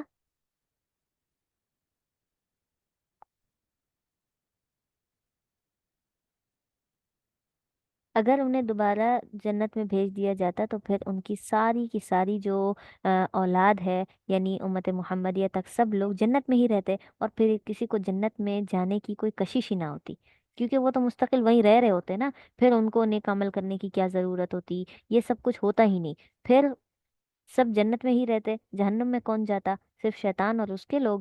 تو ایسا نہیں ہے، جنت اور دوزخ دونوں اللہ کی مخلوق ہیں، اور جیسا کہ بتایا کہ اس کی جو جہنم کی جو غذا ہے، کل ہم نے پڑھا تھا، وہ ہے الناس والحجارہ، یعنی کہ پتھر اور لوگ۔ تو اس وجہ سے اللہ تعالیٰ نے کیا کیا، ان کو دنیا میں بھیجا کہ ہر ایک اپنی محنت کے مطابق اپنی جگہ کو پالے، چاہے وہ جنت ہو چاہے وہ جہنم ہو۔ قُلْنَا اهْبِطُوا، پھر ہم نے کہا کہ اترو منہا جمیعا، اس میں سے سب کے سب اتر جاؤ، یعنی کہ یہ حضرت آدم علیہ السلام کی تمام اولاد سے کہا جا رہا ہے کہ اب تم لوگ کیا کرو، دنیا میں اتر جاؤ، اور دنیا میں جا کر تم نے کیا کرنا ہے، کیا کرنا ہے آگے بتا دیا، فَإِمَّا يَأْتِيَنَّكُمْ، بس اگر وہ لے آئیں تمہارے پاس، منی میری طرف سے، ہدن ہدایت، کس کی بات ہو رہی ہے؟ انبیاء کی بات ہو رہی ہے کہ اگر انبیاء علیہ السلام کوئی ہدایت میری طرف سے لے کر آئیں، یعنی وہ تم سے یہ کہیں کہ اللہ تعالیٰ نے ہمیں یہ حکم دیا ہے تم تک پہنچانے کے لیے، تو تم کیا کرنا؟ فمن تبع ہدایا، فمن تبع ہدایا، پس جس نے اتباع کر لی ہدایا، میری ہدایت کی، یعنی نبی نے اس کو جو پیغام پہنچایا اور اس نے اس بات کو مان لیا، اتباع کر لی، فلا خوف علیہم، پس اس پر کوئی خوف نہیں ہوگا، ولا هم یحزنون، اور نہ ہی اسے کوئی غم ہوگا۔ خوف کس چیز کا؟ کہ اب میں جو ہے اس چیز کا خوف کہ اللہ ناراض نہ ہو جائے، دوسرا یہ کہ مجھے مرنے کے بعد کوئی تکلیف نہ ہو، تیسرا یہ کہ مجھے آگ میں نہیں ڈالا جائے گا، ٹھیک ہے، اور یحزنون کا مطلب یہ ہے کہ وہ کبھی غمزدہ ہی نہیں ہوگا، کیوں؟ کیونکہ اتباع کرنے کی وجہ سے جو اس کو جنت میں بدلہ ملے گا نا، وہ اس جنت کو پا کر ہی بہت خوش ہو جائے گا، کبھی غمگین نہیں ہوگا۔ اس کے بعد والذین کفروا، آگے بتا دیا کہ اگر دیکھیں ہدایت والی جو بات ہے، فَإِمَّا يَأْتِيَنَّكُم مِّنِّي ہُدًى والی، کہ ہدایت تو سب کے پاس آئے گی، ایمان والوں کے پاس بھی، کافر لوگوں کے پاس بھی، یعنی تمام انسانوں کے پاس، لیکن جو ہدایت کی اتباع کرے گا اس کے لیے خوف اور یحزنون نہیں ہے، لیکن جو کفر کرے گا، والذین کفروا، اور جس نے کفر کیا، وَكَذَّبُوا بِآيَاتِنَا، اور ہماری آیتوں کو جھٹلا دیا، ہماری آیتوں کو یعنی اللہ تعالیٰ کی آیتوں کو جھٹلایا، اولئک اصحاب النار، اور یہی آگ والے لوگ ہیں، ہم فیہا خالدون، اور وہ اس میں ہمیشہ رہیں گے۔ یہ کافروں کے لیے ہے کہ وہ جہنم سے کبھی نکل ہی نہیں سکتے، ٹھیک ہے، ایمان والوں کے لیے ہے کہ وہ کب اگر اپنی سزا کے لیے اگر جہنم میں جائیں گے تو وہ سزا اپنی مکمل کر کے واپس ان کو جنت میں داخل کر دیا جائے گا، لیکن کافروں کے لیے یہ ہے کہ ان کو دوبارہ جہنم سے نکالا ہی نہیں جائے گا۔ اچھا، اس کے بعد آگے جو تذکرہ ہے وہ بنی اسرائیل کا ہے، اس والے رکوع سے، رکوع نمبر 5 سے بنی اسرائیل کا تذکرہ شروع ہو رہا ہے، ٹھیک ہے۔ اب ہم پڑھیں گے کہ کس طریقے سے انہوں نے، بنی اسرائیل نے اللہ تعالیٰ کی نافرمانی کی اور اپنے نبیوں کو تکلیف دی، ان کو قتل کیا، ان کو پریشان کیا، ہر ایک طریقے سے ان کو تکلیف پہنچائی۔ تو اب ہم بنی اسرائیل کا تذکرہ پڑھیں گے۔ اچھا اچھا، یہ بنی اسرائیل کون ہے؟ سب سے پہلے تو ہم یہ دیکھیں، ہم سنتے آ رہے بنی اسرائیل بنی اسرائیل، یہ کون ہے؟ اسرائیل، آپ نے سورت کا نام بھی دیکھا ہوگا، سورت بنی اسرائیل، تو یہ سورت کے نام سے، اچھا، ان کی ابتدا کیسے ہوئی کہ حضرت یعقوب علیہ السلام کو اسرائیل یعنی کہا جاتا ہے، اور ان کی اولاد کو بنی اسرائیل کہا جاتا ہے، یعنی اہل مدین، وہاں کے لوگ۔ جی، کٹ رہی ہے تھوڑا سا نا، نیٹ کا ایشو ہے غالباً، اب ٹھیک ہے؟ ٹھیک ہے، تو یہ حضرت یعقوب علیہ السلام کی اولاد سے یہ سلسلہ شروع ہوا کہ ان کو بنی اسرائیل کہا جاتا ہے، ٹھیک ہے۔ اور یہ جو حضرت موسیٰ علیہ السلام ہے یہ انہی کی اولاد میں سے ہیں، تو اس وجہ سے وہاں سے ان کی امت کو، ان کی قوم کو بھی بنی اسرائیل کہا جاتا ہے۔ تو یہاں پر اللہ تعالیٰ بنی اسرائیل سے مخاطب ہے، ان کا لمبا قصہ ہے، قرآن کوئی کہانی کی کتاب تو ہے نہیں، تو اس وجہ سے اللہ تعالیٰ نے ان کا ترتیب سے ذکر نہیں کیا، یہ کیسے پیدا ہوئے، کہاں سے ہوئے، کیسے شروع ہوا، ساری ترتیب نہیں بیان کی، بلکہ ایک ایک ٹکڑا کہیں کہیں بیان کیا ہے، ان کی زندگی کا، ان کے معاملات کا، کہیں کہیں کوئی کوئی ایک ایک تذکرہ آیا ہے۔ ایسا نہیں ہے کہ پورے کہانی کی طرح شروع سے آخر تک بیان کیا، اس سے کیا ہوتا ہے، بندہ بور ہو جاتا ہے، ترتیب سے پوری کہانی ہو نا، اس کو پڑھنے سے بندہ بور ہو جاتا ہے۔ اگر اس میں سسپینس ڈالا جائے، جیسے آدھی کہانی کہیں ڈالی ہو، آدھی کہانی تھوڑی دیر بعد پھر اس کا دوسرا حصہ دوبارہ بیان کیا، تو اس میں انسان کو ایک تجسس رہتا ہے، وہ جو پچھلا حصہ جہاں ختم ہوا تھا اس کے بعد دوبارہ کیا ہوا، دوبارہ کیا ہوا، تو اس وجہ سے اللہ تعالیٰ نے قرآن کریم میں یہ اسلوب رکھا ہے، ٹھیک ہے۔ یا بنی اسرائیل، اے بنی اسرائیل، یا کا لفظ جو ہے وہ اے کے لیے استعمال ہے، مخاطب کرنے کے لیے، یا بنی اسرائیل، اے بنی اسرائیل، اذکرو، یاد کرو، نعمتی اللتی، میری نعمتوں کو، اللتی، وہ نعمتیں، ٹھیک ہے، کون سی نعمتیں؟ اللہ تعالیٰ آگے اپنی نعمتوں کا تذکرہ کر رہے ہیں۔ اچھا، یہ بنی اسرائیل وہ قوم ہے جو فرعون کی، کیا کہتے ہیں اس کو، فرعون کے ظلم و ستم کا شکار تھی، یعنی فرعون نے ان کو اتنا زیادہ تکلیف میں رکھا ہوا تھا کہ یہ وہاں سے بھاگ جانا چاہتے تھے لیکن نکل نہیں سکتے تھے، اور اللہ نے ان کو فرعون سے نجات دی تھی، اسی لیے اللہ تعالیٰ نے ان کو جگہ جگہ پر اپنی اس نعمتی کر کے اپنی نعمتیں یاد کروائی ہیں، کہ یاد کرو، اتنی نعمتوں کے باوجود بھی تم میری نافرمانی کرتے ہو، ٹھیک ہے۔ تو انعمت علیکم التی انعمت علیکم، وہ نعمتیں جو میں نے تمہیں دی، ٹھیک ہے، وہ نعمتیں، وہ انعام یاد کرو جو میں نے تم پر کیا، وَأَوْفُوا بِعَہْدِی، اور وَأَوْفُوا، پورا کرو، بِعَہْدِی، میرا عہد، اوفی بعہدکم، اوفی بعہدکم، میں پورا کروں گا تمہارے عہد کو، یعنی یہ جب ان کو فرعون سے نجات ملی تھی تو اس وقت انہوں نے یہی کہا تھا کہ اگر ہمیں کوئی ایسی جگہ مل جاتی ہے جہاں پر ہم بالکل سکون کے ساتھ اللہ کی اطاعت کر سکیں تو وہاں پر جا کر ہم اللہ کی عبادت کریں گے، ٹھیک ہے۔ تو پھر جب ان کو وہاں سے مصر سے یہ لوگ نکل آئے تھے اور پھر ان کا وہاں شام کی طرف ان کا ٹھکانہ بنا تھا، تو اس وقت وہاں پر جا کر اللہ تعالیٰ نے ان سے کہا تھا کہ تم کیا کرو، یہاں پر آ کر میری عبادت کرو، تو انہوں نے وہاں جا کر اس بات کو جھٹلا دیا تھا کہ ہم کیوں عبادت کریں، تکبر میں آ گئے تھے یہ لوگ جب ان کو نجات مل گئی تھی، تو اس وجہ سے اللہ تعالیٰ نے فرمایا اوفی بعہدکم، تم اپنا وعدہ پورا کرو، میں تمہارا وعدہ پورا کروں گا، وَإِيَّايَ فَارْهَبُونِ، اور صرف تم مجھ ہی سے ڈرو، کسی اور سے نہ ڈرو۔ یعنی فرعون کا سلسلہ جو ہے اب ختم ہو چکا ہے، اب تمہیں اس سے ڈرنے کی ضرورت نہیں ہے، صرف اور صرف تم مجھ سے ڈرو، اس لیے کہ میں ہی تمہیں جزا اور سزا دینے والا ہوں۔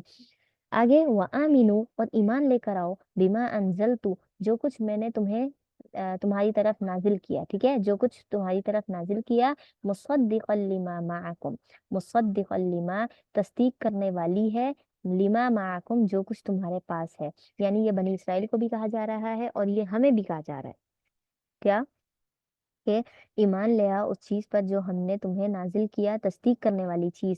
یعنی کہ ہمارے لیے تو قرآن کریم ہے جس نے پچھلی تمام کتابوں کی تصدیق کی ہے، کہ ہاں پہلے بھی کتابیں نازل ہوتی رہی ہیں۔ اور تورات والوں کے لیے کہ ان کو یہ کہا کہ تمہارے پاس جو ہے نا وہ تصدیق کرتی ہے اس بات کی کہ حضرت موسیٰ علیہ السلام جو ہے وہ میرے ہی نبی ہے۔ اور دیکھیں یہ جو کتاب تھی نا ان کی تورات، یہ بھی انہوں نے خود ہی مانگی تھی، ٹھیک ہے، خود ہی مانگی تھی، کہ حضرت موسیٰ علیہ السلام سے کہا تھا کہ آپ جائیں اللہ تعالیٰ سے جا کر کتاب لے کر آئیں، کوئی صحیفہ لے کر آئیں، ہمیں بھی تو پتہ چلے کہ آپ اللہ کے نبی ہیں اور اللہ تعالیٰ ہم سے کچھ چاہتا ہے، یعنی اس نے ہماری زندگی کا کوئی مقصد بنایا ہے کہ وہ ہم سے چاہے کہ ہم اس کی عبادت کریں، کوئی ہمیں حکم دے تو ہم وہ حکم بجا لائیں۔ تو یہ ساری چیزیں انہوں نے خود مانگی تھی، اور جب انہیں کتاب مل گئی تو پھر وہ ٹھکرانے لگے اس کتاب کو، ٹھیک ہے۔ اس کتاب کو پانے کے لیے بھی انہوں نے بہت تماشا کیا تھا، وہاں پر جا کر انہوں نے بہت ساری چیزیں مطلب الٹے سیدھے معاملات کیے تھے۔ آگے پورا واقعہ آتا ہے وہ بھی ہم پڑھیں گے۔ یہاں ان سے کہا جا رہا ہے مصدقا لما معکم، جو کچھ تمہارے پاس ہے نا وہ کیا ہے، تورات اور انجیل جو بھی ہے وہ تم اس کی کیا کرو، وہ تصدیق کرنے والی ہے، تم اس پر ایمان لاؤ۔ ولا تکونوا، اور تم مت بن جاؤ، اول کافر بھی، پہلے انکار کرنے والے، پہلے انکار کرنے والے، ٹھیک ہے۔ یعنی یہ ہے کہ جب تمہارے پاس کتاب آئے تو تم اس کو انکار مت کرو، اس کو سنتے ہی فوراً سے انکار مت کرنے لگ جاؤ، بلکہ تم کیا کرو، اس کو اللہ کی کتاب مان کر اس پر ایمان لے کر آؤ۔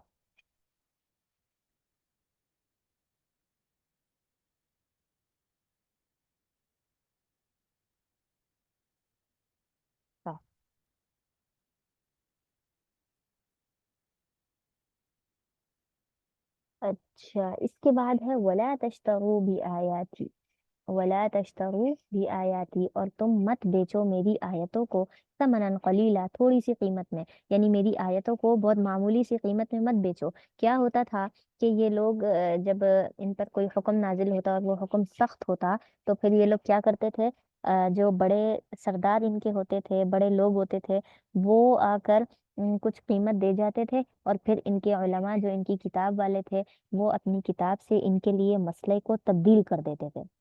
جیسے مثال کے طور پر چور ہے، اگر کس نے چوری کی ہے تو اس کا تو ہاتھ کاٹنا ہے، ٹھیک ہے۔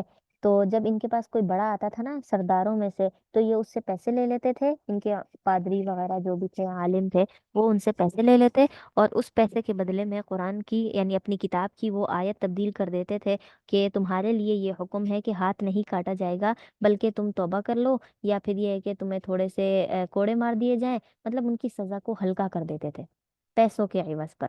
تو اسی لیے اللہ تعالیٰ نے فرمایا کہ تم کیا کرو، میری آیتوں کو تھوڑے سے پیسوں کے بدلے مت بیچو، جیسا حکم دیا ہے ویسا ہی کرو، وَإِيَّایَ فَاتَّقُونَ، اور تم مجھ سے ہی ڈرو، ٹھیک ہے، صرف مجھ سے ڈرو۔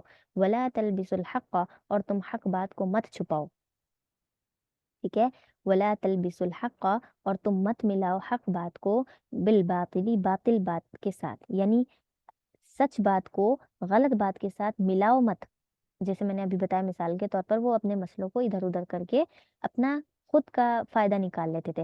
وَتَكْتُمُوا الْحَقَّ، اور حق کو نہ چھپاؤ، وَأَنْتُمْ تَعْلَمُونَ، حالانکہ تم جانتے ہو، کیا جانتے ہو، تم یہ بات جانتے ہو کہ یہ علم اللہ کی طرف سے ہے، یہ احکامات اللہ کی طرف سے ہیں، تم اس میں کیا کرو، حق بات کو مت چھپاؤ، بلکہ جو بات حق ہے وہی بیان کرو۔ وَأَقِیمُوا الصَّلَاةَ، اور نماز قائم کرو، ٹھیک ہے۔ یہاں پر ان کو نماز کا حکم دیا، نماز کا حکم جو ہے شروع سے لے کر اب تک ہر ایک امت کے لیے ہے، ٹھیک ہے۔ نماز ایک ایسی عبادت ہے جو اللہ تعالیٰ نے ہر ایک کے لیے مخصوص کی ہے۔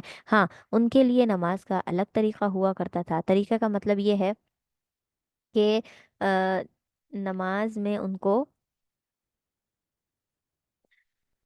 طریقہ یہ ہوا کرتا تھا کہ ان کی نمازیں الگ ہوا کرتی تھی، جیسے ہماری 5 نمازیں ہیں، ان کے نام ہے فجر، ظہر، عصر، مغرب، عشاء، ان کے الگ ہوا کرتے تھے، ان کی رکعات کا طریقہ، ان کی ترتیب الگ ہوا کرتی تھی، لیکن نماز جو حیت ہے نا، سجدہ کرنا، رکوع کرنا، یہ ہر ایک امت میں تھا۔ وآتوا الزکوٰۃ، اور زکوٰۃ ادا کرو، یہ پچھلی امتوں کے لیے بھی ہے، اور ان کے لیے یہ ہوتا تھا کہ جب وہ زکوٰۃ کا مال نکالتے تھے تو آسمان سے بجلی آتی، جس کے بارے میں کہا جاتا ہے کہ اگر وہ قربانی کرتے تھے تو اس میں بھی ان کو زکوٰۃ کا مال آسمان سے بجلی آتی اور لے کر چلی جاتی تھی۔ ٹھیک ہے، ایک سیکنڈ رکیے گا۔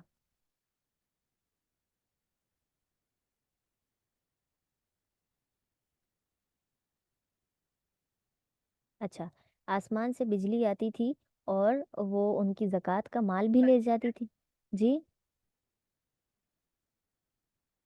جی ویسے میں یہ پوچھتی ہوں کہ جو آپ کا یہ بنی اسرائیل کا یہ واقعہ جو بتا رہی ہیں، ہوں جس میں آپ مطلب یہ، تو اس سے پہلے جو آدم علیہ السلام کا واقعہ ہے، ہوں مطلب قرآن میں کہیں کسی کوئی واقعہ کمپلیٹ نہیں ہے، جگہ جگہ پہ ہر واقعے کو دوبارہ دوبارہ ریپیٹ بھی کیا ہوا ہے۔ ہاں، ریپیٹ بھی کیا ہوا ہے، اور دوسرا یہ کہ اس کی ترتیب کچھ اس طرح طریقے سے رکھی ہے کہ جہاں پر جس واقعے کی ضرورت ہے نا، اس کو وہاں پر بیان کیا ہے، ایسا نہیں ہے کہ پورا ترتیب سے کہانی کی طرح بیان کیا ہو۔ ٹھیک ہے، کہانی کی طرح نہیں ہے۔ جو جی جی بولیں۔ بچے ہوں جو یہ مطلب بنی اسرائیل قوم تھی، یہ ان تھی فرعون میں سے، لیکن ہاں ہاں، ان کا پیچھے کا مین مقصد ان کا یہ کفر پہ جمے ہوئے تھے، یہ کس چیز کی عبادت کرتے تھے؟ بتوں کی؟ نہیں، یہ جو ہے فرعون کہتا تھا نا انا ربکم الاعلی، میں ہی خدا ہوں، فرعون کی کرتے تھے، فرعون ہی اپنے سامنے ان کو سجدہ کرواتا اور اپنی ہی عبادت کرواتا تھا۔ ٹھیک ہے، ہاں، یہ جو عیسائی ہیں ان کے چرچ ہوا کرتے تھے، وہاں پر جا کر ان کے پادریوں کی جو ہے وہ ہوتی تھی، بات مانی جاتی تھی، لیکن یہ جو بنی اسرائیل والے ہیں ان کی ایک یہی طریقہ تھا کہ یہ لوگ وہ کرتے تھے،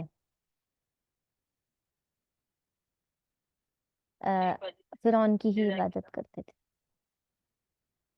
جی ٹھیک، ایک سیکنڈ میں تھوڑا سا نا، اچھا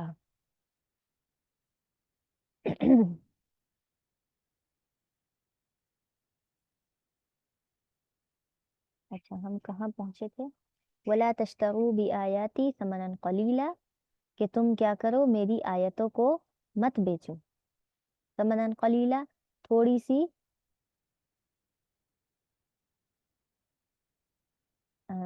کیا کہتے ہیں اس کو، اچھا، تھوڑی سی قیمت کے بدلے میری آیات کو مت بیچو۔ وَإِيَّايَ فَاتَّقُونِ، اور تم مجھ ہی سے ڈرو۔ ایک سیکنڈ،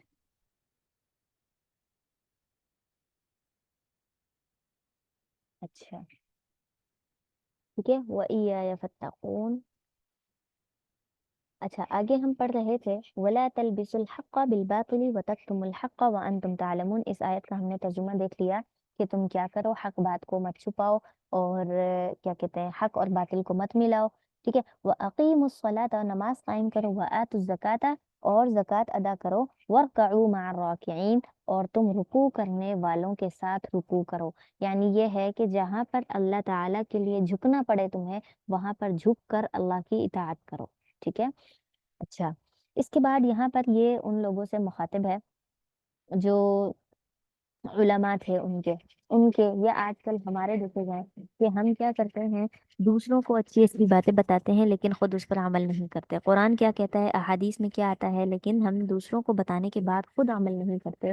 تو اس چیز کو اللہ تعالیٰ نے قرآن کریم میں بیان کیا ہے، یہ کوئی چھوٹی بات نہیں ہے جو تم دوسروں کو بتا رہے ہو، خود بھی اس پر عمل کرو۔ اتأمرون الناس، کیا تم لوگوں کو حکم دیتے ہو، بالبر، اچھی باتوں کا، کیا सॉरी बिलबिर्रि, अतअमुरूना अन्नास बिलबिर्रि, क्या तुम लोगों को अच्छी बातों का हुक्म देते हो, वतंसौना अनफुसकुम, और तुम अपने आप को भूल जाते हो। अपने आप को कैसे भूल जाते हो? यानी उनको कहते हो ये बातें, ये अहकामात हैं, इस तरीके से अमल करो, और खुद अपने नफ्स को भूल कर तुम क्या है, अपनी मर्जी से करते हो। व तुम ततलून अल किताब, और हालांकि तुम किताब पढ़ते हो। यानी ये है कि किताब तो तुम पढ़ते हो, तुम्हें किताब का ज्यादा इल्म है कि इसके अंदर क्या क्या हुक्म है और किस तरीके से है। अगर उसको माना जाए तो इसका क्या सवाब है, अगर ना माना जाए तो इसका क्या गुनाह है। उसके बावजूद भी तुम क्या करते हो? उसके बावजूद भी तुम खुद अमल नहीं करते, दूसरों को बताते हो। अफला ताक़िलून, क्या तुम्हारे अंदर अक्ल नहीं है? क्या तुम समझते नहीं हो इस बात को कि अगर तुम सिर्फ दूसरों को बताओगे तो फिर अपने नफ्स को भूलकर तुम अपना नुकसान कर रहे हो। ठीक है, तो इसलिए पहले खुद अमल, फिर दूसरे पर अमल, दूसरे को हुक्म। अच्छा, इसके बारे में हमारा एक उलमा का एक आलिम थे, उनका वाकया है कि एक मर्तबा उनके पास एक शख्स आया अपने बेटे को लेकर, और उसे कहने लगा कि हजरत जी, ये मेरा बेटा है, ये मेरी बात नहीं मानता, ये गुड़ बहुत ज्यादा खाता है, हालांकि वो मीठा है और नुकसानदेह है, ये बीमार हो जाएगा, आप इसको समझाएं कि ये गुड़ ना खाए। तो वो जो आलिम थे, उन्होंने कहा कि ठीक है, तुम इसको मेरे पास कल लेकर आना, मैं इसको कल समझा दूंगा।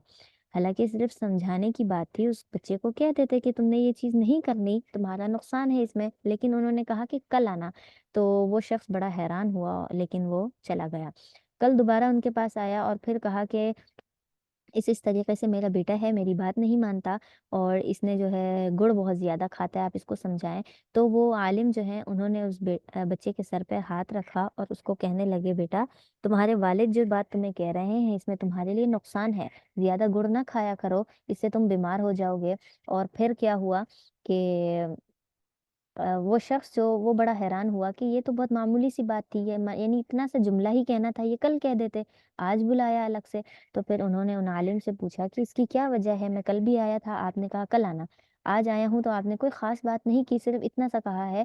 तो उन उन आलिम ने कहा कि बात यह है कि कल तक मैं भी गुड़ बहुत ज्यादा खाता था, और जिस वक्त तुम बच्चे को मेरे पास लेकर आए थे, उस वक्त मेरी खुद की जेब में गुड़ था और मैं उसे खाने वाला था। अगर मैं बच्चे को कह देता कि तुम गुड़ ना खाओ और मैं खुद खाता, तो इसका मतलब ये है कि मेरी बात का असर इस बच्चे पर नहीं होता। क्यों नहीं होता? कि मैंने खुद तो अमल किया नहीं, और मैं इस बच्चे को समझा रहा हूँ। तो इस वजह से मैंने कल से अहद किया है, कल से लेकर आज तक मैंने गुड़ नहीं खाया अभी तक। तो इस वजह से अब जब मैं बच्चे को समझा रहा हूँ, तो अल्लाह ताला से कवी उम्मीद है कि जब मैंने खुद अमल करके इस बच्चे को समझाया, तो अब ये बच्चा समझ जाएगा। और वाकई उसके वालिद कहते हैं कि उस बच्चे पर इस बात का इतना असर हुआ कि उसके बाद से उस बच्चे ने गुड़ खाना कम कर दिया। ठीक है, तो ये होता है इस्लाह का तरीका, कि पहले हम खुद अमल करें और फिर दूसरों को सिखाएं। इस तरीके से जाकर इंसान जो है फिर सही तरीके से नसीहत करने वाला बनता है, और अगले बंदे पर उसका असर भी होता है। ठीक है, अगर हम खुद अमल नहीं करते, दूसरों को कहते हैं, तो फिर वो अमल नहीं रहता, और सामने वाले पर भी उसका असर नहीं होता। इसीलिए अल्लाह ताला ने फरमाया कि वह तुम ततलून अल किताब, किताब तो तुम ही पढ़ते हो, और फिर भी तुम अमल नहीं करते, और दूसरों को क्या करते हो? बिलबिर्रि, नेकी का हुक्म देते हो।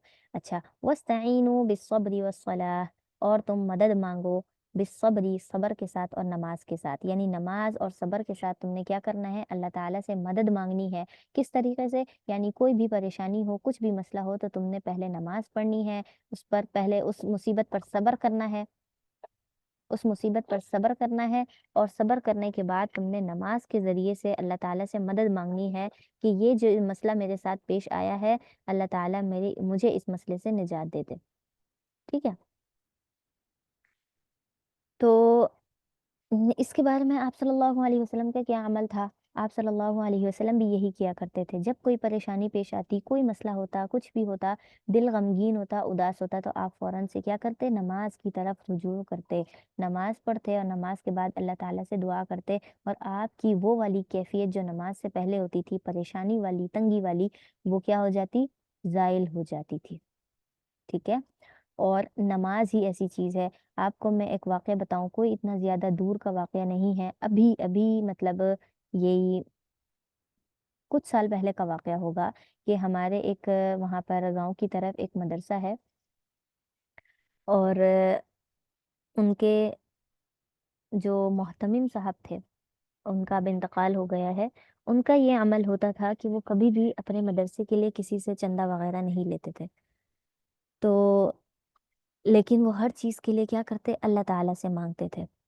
تو ایک مرتبہ ان کے پاس ایک طالب علم آیا اور اس نے کہا کہ استاد صاحب آج تو ہمارے پاس کھانے کے لیے کچھ بھی نہیں ہے۔ تو استاد جی نے کہا کہ تم یہ بات مجھے کیوں کہتے ہو، کیا میں تمہیں دینے والا ہوں؟ یعنی کھانا کھلانے والا پلانے والا تو میں ہوں ہی نہیں، میرے پاس تو خود کچھ نہیں ہے، دینے والی ذات تو اللہ تعالیٰ کی ہے، جاؤ نماز پڑھو اور اللہ تعالیٰ سے مانگو۔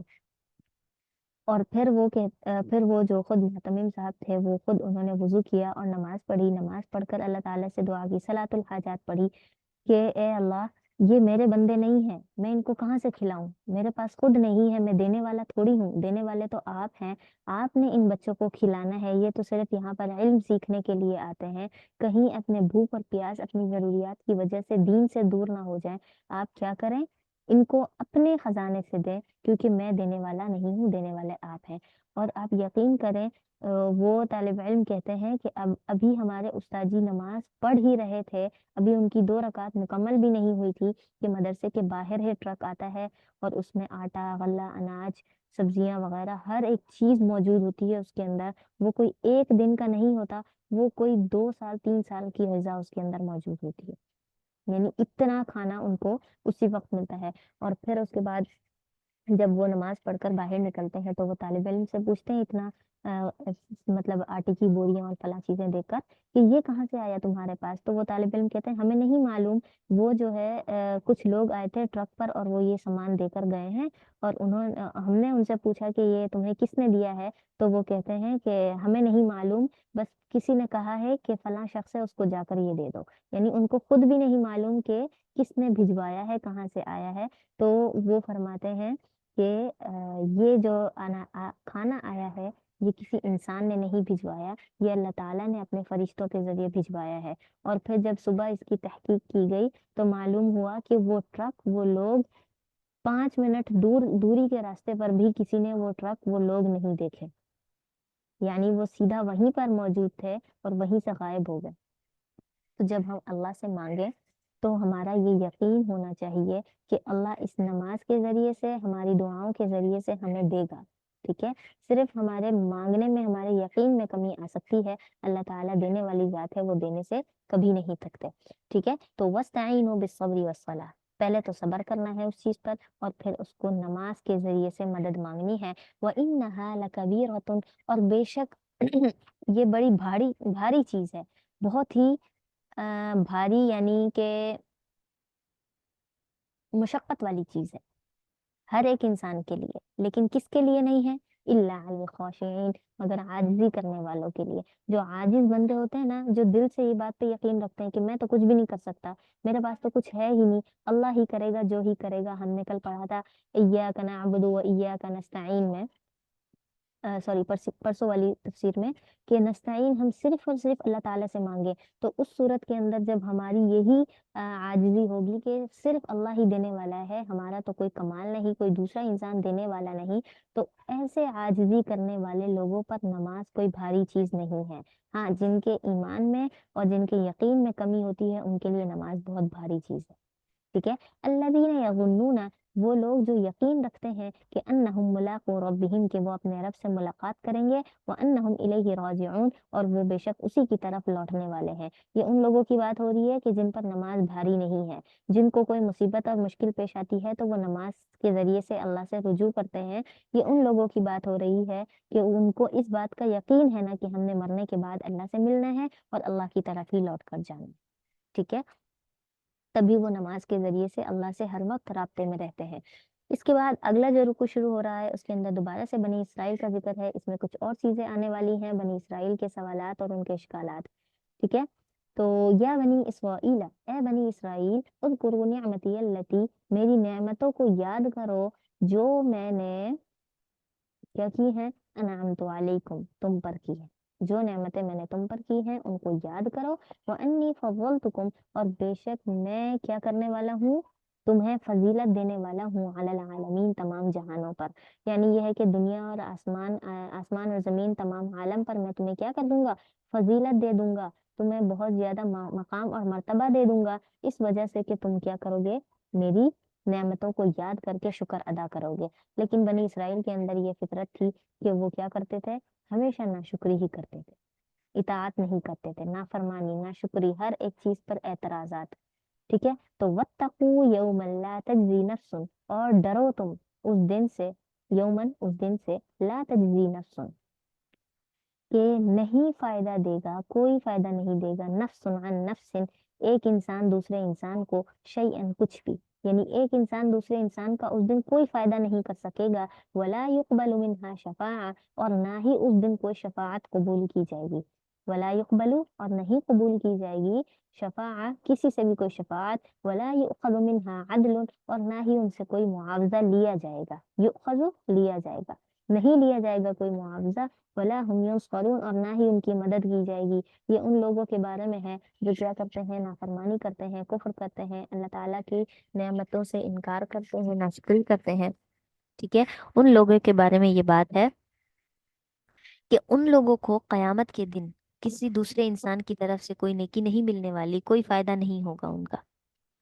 ٹھیک ہے، اور دوسرا ان سے، ان کے بارے میں کوئی شفاعت بھی قبول نہیں کی جائے گی، یعنی کوئی دوسرا انسان آ کر کسی کے بارے میں یہ نہیں کہہ سکتا کہ اے اللہ، یہ تو میرا دوست تھا دنیا میں، یہ میرا والد تھا، یہ میرا بھائی تھا، اس کو معاف کر دو، اس کی بخشش کر دو، اس کی طرف سے میں معافی مانگتی ہوں، میں سفارش کرتی ہوں۔ ایسا اس دن کوئی نہیں ہوگا جو کسی دوسرے کی سفارش کرے، کیوں؟ کیونکہ ہر ایک اپنی ٹینشن میں ہوگا، ہر ایک کو اپنی فکر لگی ہوگی۔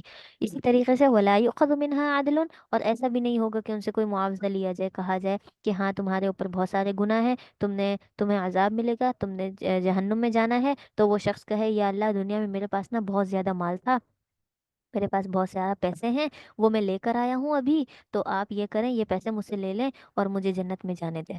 تو ایسا بھی نہیں ہوگا، ولا ہم ینصرون، اور نہ ہی ان کی مدد کی جائے گی۔ مدد کیوں نہیں کی جائے گی؟ کیونکہ دنیا میں جب اس نے اپنی مدد نہیں کی تو قیامت کے دن اللہ تعالیٰ اس کی مدد کیوں کرنے دیں گے؟ ٹھیک ہے، اس کے بعد وَإِذْ نَجَّيْنَاكُم مِّنْ آلِ فِرْعَوْنَ، یہ وہ والا واقعہ ہے فرعون کا۔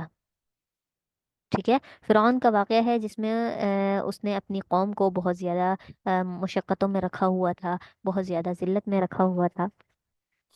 ٹھیک ہے، یہ اس وقت کا واقعہ ہے جب فرعون نے خواب دیکھا تھا کہ ایک لڑکا پیدا ہوگا بنی اسرائیل میں، یعنی میری ہی قوم سے، اور وہ کیا کرے گا، میری سلطنت کو نیست و نابود ختم کر دے گا، میری سلطنت ختم کر دے گا۔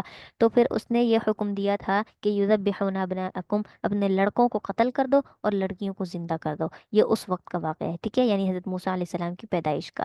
یہ تفصیلاً آگے بھی ہے، آگے سورۃ القصص میں اس کی تفصیل کے ساتھ واقعہ ہے، جب پیدائش ہوئی تو کیا ہوا، کس طریقے سے دریائے نیل میں چھوڑا، فرعون نے اس کو لے کر پالا، وہ اس کا واقعہ آگے بھی ہے، لیکن یہاں جو مختصراً ہے یہ اس وقت کا ہے کہ جب اس نے حکم دیا تھا کہ قتل کرنا ہے۔ ٹھیک ہے، وَإِذْ نَجَّيْنَاكُمْ، اور ہم نے نجات دی تم کو، من آل فرعون، آل فرعون سے۔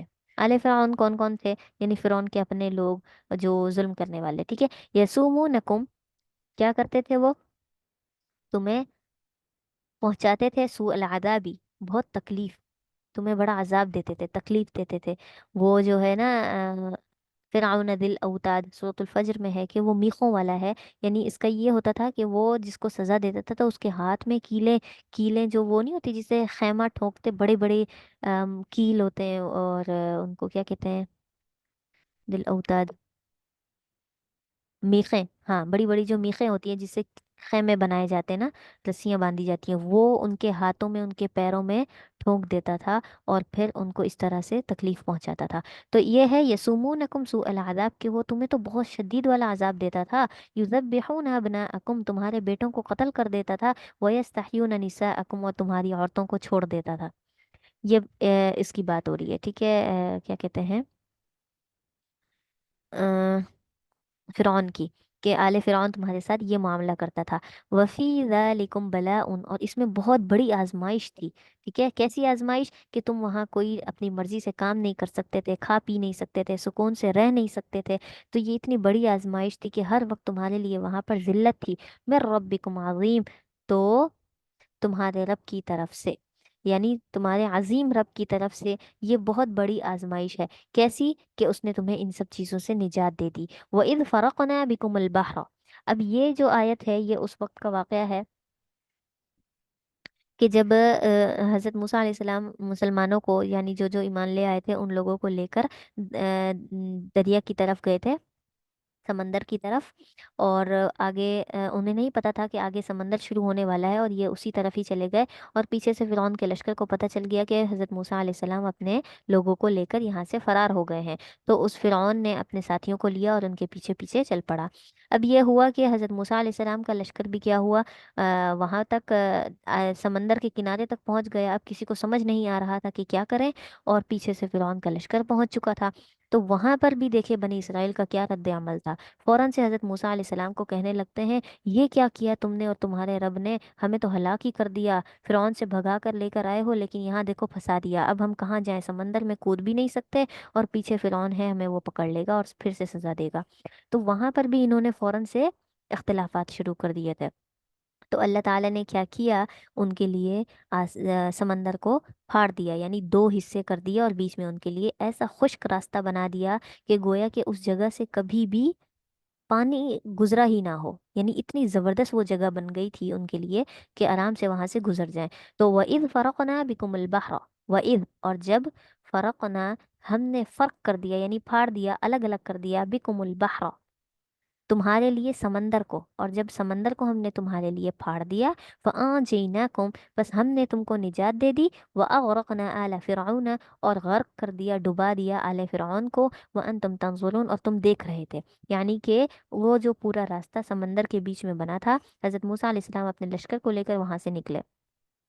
اب جب فرعون نے دیکھا کہ یہ کیا، سمندر دو حصے ہو گیا ہے، راستہ ہے بیچ میں، تو وہ بھی اپنے لشکر کو لے کر وہاں سے چلنے لگا کہ چلو چلو ہم بھی اسی پیچھے والے راستے سے چلتے ہیں، جیسے یہ نکل جائیں گے ہم بھی نکل جائیں گے۔ لیکن کیا ہوا، حضرت موسیٰ علیہ السلام کا لشکر جیسے ہی دوسری طرف ساحل پر پہنچا، اللہ تعالیٰ نے سمندر کو درمیان میں وہ حصہ ختم کر کے دونوں پانی آپس میں ملا دیے، اور فرعون کا لشکر جو بالکل بیچوں بیچ تھا، نہ واپس جا سکتا تھا نہ آگے بڑھ سکتا تھا، وہ کیا ہو گیا، وہیں پر غرق ہو گیا، ڈوب گیا۔ اچھا، یہاں تک تو یہ واقعہ تھا اس ایک آیت میں۔ اگلی جو آیت ہے وہ یہ واقعہ ہے کہ جب یہ لوگ نجات ہو گئی ان کو، یہ لوگ اپنے ملک شام میں چلے گئے وہاں پر، اور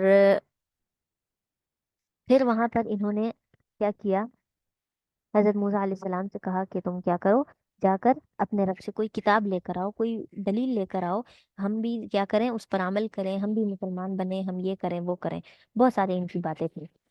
تو پھر حضرت موسیٰ علیہ السلام نے اللہ تعالیٰ سے پوچھا کہ کیا ہو،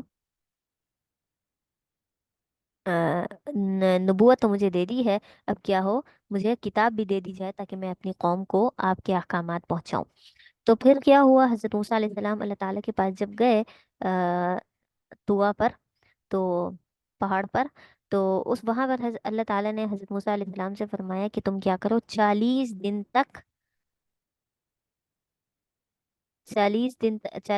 40 راتوں تک تم کیا کرو، خالق اللہ کے ہو جاؤ۔ خالق اللہ کے ہو جاؤ کا کیا مطلب ہے، یعنی تم کوئی تم اپنے آپ کو ان 40 دنوں میں عبادت میں مشغول کر لو، اور کیا کہتے ہیں، کوئی ایسی بدبودار چیز جیسے پیاز لہسن وغیرہ یہ چیزیں ہوتی ہیں نا، یہ مت کھاؤ، کیونکہ جب تم میرے قریب آؤ گے، تم مجھ سے کتاب لینے آؤ گے، تو تمہارے منہ سے ایسی کوئی ذائقے دار چیز کی اسمیل نہ آئے۔ تو ان کو کہا تھا کہ آپ کیا کرو، 40 دن تک خالص ہو جاؤ، ٹھیک ہے، 40 دن تک خالص ہو جاؤ۔ جب حضرت موسیٰ علیہ السلام نے وہ 40 دن گزار لیے، ٹھیک ہے، 40 دن گزار لیے، اور پھر ان کے پاس گئے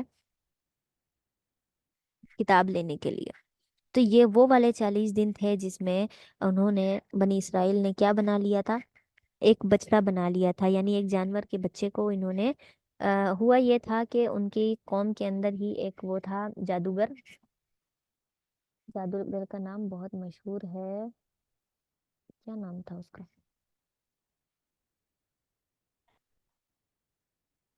السامری، ہاں صحیح صحیح صحیح، یہ وہی تھا۔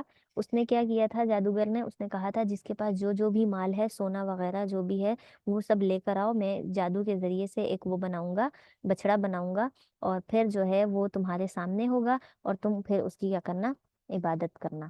کیوں؟ کیونکہ اللہ تو تمہارے سامنے کبھی نہیں آئیں گے، یعنی تم اللہ کو دیکھ نہیں سکتے، جب حضرت موسیٰ علیہ السلام نہیں دیکھ سکتے تو تم کیسے دیکھو گے؟ تو اس وجہ سے پھر انہوں نے وہ سارا سونا ایک جگہ پر جمع کیا، اس نے کوئی جادو وغیرہ کیا، وہ بچڑے کی صورت اختیار کر گیا، اور کہا جاتا ہے کہ جس وقت اس نے بچڑے کا حلیہ بنایا تھا، وہاں سے حضرت جبرائیل علیہ السلام اپنے گھوڑے پر وہاں سے گئے، تو گھوڑے کی مٹی اس جادوگر نے وہاں سے اس کے قدموں کے نیچے سے اٹھا لی تھی اور اس پر ڈالی، تو یہ جیتا جاگتا بچڑا بن گیا۔ تو ان لوگوں نے پھر کیا کیا تھا، اس بچڑے کی عبادت کرنا شروع کر دی تھی۔ تو یہ وہ والی 40 راتیں تھیں جو حضرت موسیٰ علیہ السلام نے خالص اللہ کے لیے گزاری تھیں، کیونکہ ان کو کتاب چاہیے تھی، جو کہ بنی اسرائیل نے خود اپنی ذمہ داری پر مانگی تھی نا کتابیں، اور پھر جو ہے ان 40 دنوں میں انہوں نے اس بچڑے کی عبادت شروع کر دی۔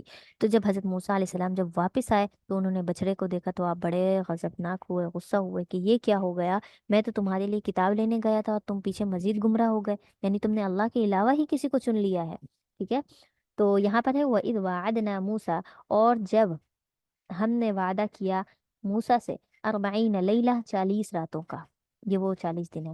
ثم اتخذتم العجلہ، اب یہ ان کی قوم کو یاد دلا رہے ہیں اللہ تعالیٰ کہ پھر تم نے بنا لیا العجلہ، ایک بچڑا، من بعدہ، اس کے بعد کا مطلب یہ ہے کہ حضرت موسیٰ علیہ السلام کو تم نے وہاں بھیجا کتاب لینے کے لیے، اور پیچھے سے تم نے کیا کر لیا، بچڑا بنا لیا، وانتم ظالمون، اور تم تو ظلم کرنے والے ہو، یعنی تم اتنی زیادہ ظلم کی حد کو پہنچ چکے ہو کہ ایک طرف سے تم اللہ کے احکامات مانگتے ہو اور دوسری طرف سے تم کیا کرتے ہو دوسری طرف سے تم اس کی نافرمانی کرنے پر آ جاتے ہو۔ وہ اچھا، ثم عفونا عنکم، پھر کیا ہوا، پھر حضرت موسیٰ علیہ السلام آئے، اور ظاہر ہے جنہوں نے اتنا بڑا جرم کیا تھا ان کو سزا تو ملنی ہی تھی، لیکن پھر کیا ہوا، حضرت موسیٰ علیہ السلام سے انہوں نے کہا ہم سے غلطی ہو گئی، ہمیں معاف کر دو، یہ اور وہ، اور اس طریقے سے پھر حضرت موسیٰ علیہ السلام نے اللہ تعالیٰ سے کہہ کر ان کی معافی دلوا دی۔ اور یہی ہوتا آیا تھا بنی اسرائیل میں، پہلے وہ اللہ تعالیٰ سے چیزیں مانگتے تھے کہ ہم اطاعت کریں گے، ہم آپ کی فرما برداری کریں گے، ہمیں یہ حکم دیں، ہمیں وہ حکم دیں، اور پھر جب حکم آتا تھا تو اس کو ٹھکرا دیتے تھے۔ تو یہاں پر بھی انہوں نے ایسے ہی کیا، پہلے گناہ کر لیا اور اس کے بعد انہوں نے معافی مانگ لی، اور پھر اللہ تعالیٰ نے ان کو کیا کر دیا، معاف بھی کر دیا۔ وجہ کیا تھی کہ اللہ تعالیٰ کو لگا کہ اس کے بعد تم لعلکم تشکرون، شکر ادا کرو گے۔ اللہ تعالیٰ کو تو معلوم ہے نا، لگا کا مطلب یہ ہے کہ اللہ تعالیٰ نے انہیں ایک اور موقع دیا کہ چلو اس بار تم سے غلطی ہو گئی، اگلی بار دیکھتے ہیں۔ تو ثم عفونا عنکم، پھر ہم نے معاف کر دیا تم کو، من بعد ذالک، اس کے بعد بھی، یعنی اتنا بڑا جرم کرنے کے بعد بھی ہم نے معاف کر دیا، کم سے کم اس والی نعمت کو تو یاد کر لو، لعلکم تشکرون، تاکہ تم شکر ادا کرنے والے بن جاؤ۔ وَإِذْ آتَيْنَا مُوسَى الْكِتَابَ، اور جب ہم نے موسیٰ علیہ السلام کو کتاب دی، والفرقان، اور معجزے دیے۔ معجزے آپ کو معلوم ہے، حضرت موسیٰ علیہ السلام کے جو 2 معجزے تھے، ید بیضا تھا، اور وہ جو سانپ والا تھا کہ لاٹھی پھینکتے تھے تو سانپ بن جاتی تھی، اور ہاتھ اپنے بغل میں داخل کرتے تھے تو وہ روشن ہو جاتا تھا۔ تو یہ اللہ تعالیٰ نے حضرت موسیٰ علیہ السلام کو معجزات دیے تھے، لعلکم تہتدون، معجزے کیوں دیے تھے؟ تاکہ تم ہدایت یافتہ ہو جاؤ۔ کیوں؟ کیونکہ معجزے تو صرف نبیوں کو ہی ملا کرتے ہیں، اس کے علاوہ کسی انسان کی اپنی جو ہے وہ نہیں ہے، کسی انسان کے بس میں نہیں ہے۔ ٹھیک ہے، تو جب کسی کے پاس معجزہ ہو، اور ایسا ہی تھا کہ جو امتیں تھیں وہ اپنے نبیوں سے معجزات مانگتی تھیں، جیسا کہ کفار مکہ نے بھی آپ صلی اللہ علیہ وسلم سے معجزہ مانگا تھا۔ وَإِذْ قَالَ مُوسَىٰ لِقَوْمِهِ، اور جب موسیٰ نے اپنی قوم سے کہا، اور جب موسیٰ علیہ السلام نے اپنی قوم سے کہا، یا قومی، یہ اس بچڑا بنانے کے بعد کی بات ہے کہ یا قومی، اے قوم، انکم ظلمتم، بے شک تم نے ظلم کیا ہے، تم نے ظلم کیا ہے۔ کس پر ظلم کیا ہے؟ انفسکم، اپنے آپ پر، اپنے آپ پر ظلم کیا ہے۔ جب تم نے اللہ کے ساتھ کسی کو شریک ٹھہرایا تو اللہ کا کوئی نقصان نہیں کیا، تم نے اپنا آپ کا نقصان کیا۔ کیا نقصان کیا، کس وجہ سے نقصان کیا؟ باتخاذکم العجلہ، اس عجل کو یعنی بچڑے کو بنا کر، یہ جو تم نے گائے کا بچڑا بنایا ہے، اس کو بنا کر تم نے اپنے آپ پر بہت بڑا ظلم کیا ہے۔ اب تم کیا کرو، فتوبو الی باریئکم، فتوبو، پس تم توبہ کرو، الی باریئکم، باریئی، باری کہتے ہیں باری تعالی، حمد باری تعالی، تو یہ اللہ تعالیٰ کی बारी कहते परवरदिगार को। तो अपने परवरदिगार यानी जिसने तुम्हें पैदा किया, बनाया, उसकी तरफ तुम तौबा करो, रुजू करो। फक़्तुलू अनफुसकुम, बस तुम अपनी जानों को कत्ल करो, अपनी जानों को कत्ल करो। ये वो वाला वाक़या है। ये इस बछड़ा बनाने के बाद अल्लाह ताला ने इनकी तौबा की क्या सूरत रखी थी, इनके तौबा की ये सूरत रखी थी कि तुम एक दूसरे को कत्ल करो और अपनी आंखों पर क्या कर लो, पट्टी बांध लो। पट्टी बांध कर एक दूसरे को कत्ल करना था। और कहा जाता है कि इस वक्त इस सजा में इन लोगों ने कम अज कम अपनी कौम के 70,000 आदमी कत्ल कर चुके थे ये लोग। ये इनकी सजा थी। ये इन्होंने शिर्क किया था अल्लाह ताला के साथ, और अल्लाह ताला ने इनकी तौबा की ये सूरत रखी थी, एक दूसरे को कत्ल करो। और इस कत्ल में इन्होंने 70,000 लोगों को कत्ल किया। फिर क्या हुआ, जालिकुम खैरुल लकुम, ये तुम्हारे लिए बेहतर है, इंद बारीइकुम, तुम्हारे परवरदिगार के नजदीक।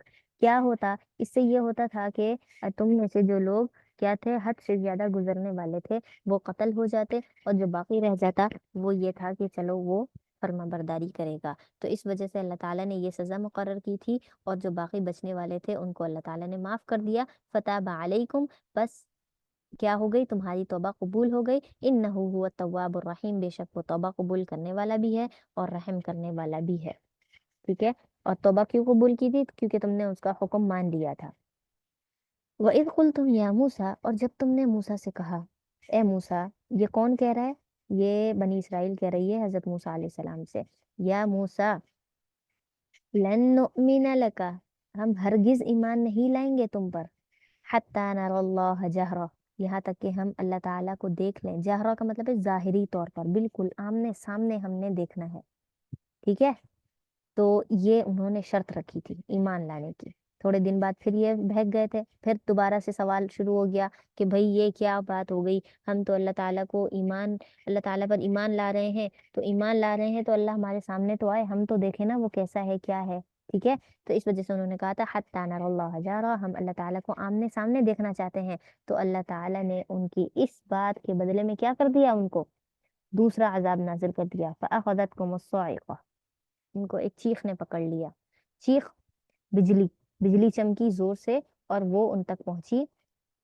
और इसके बदले में क्या हो गया, एक बहुत ही ज्यादा साइक़ा, बहुत सख्त आवाज पैदा हुई थी। व अंतुम तंजुरून, और तुम देख रहे थे।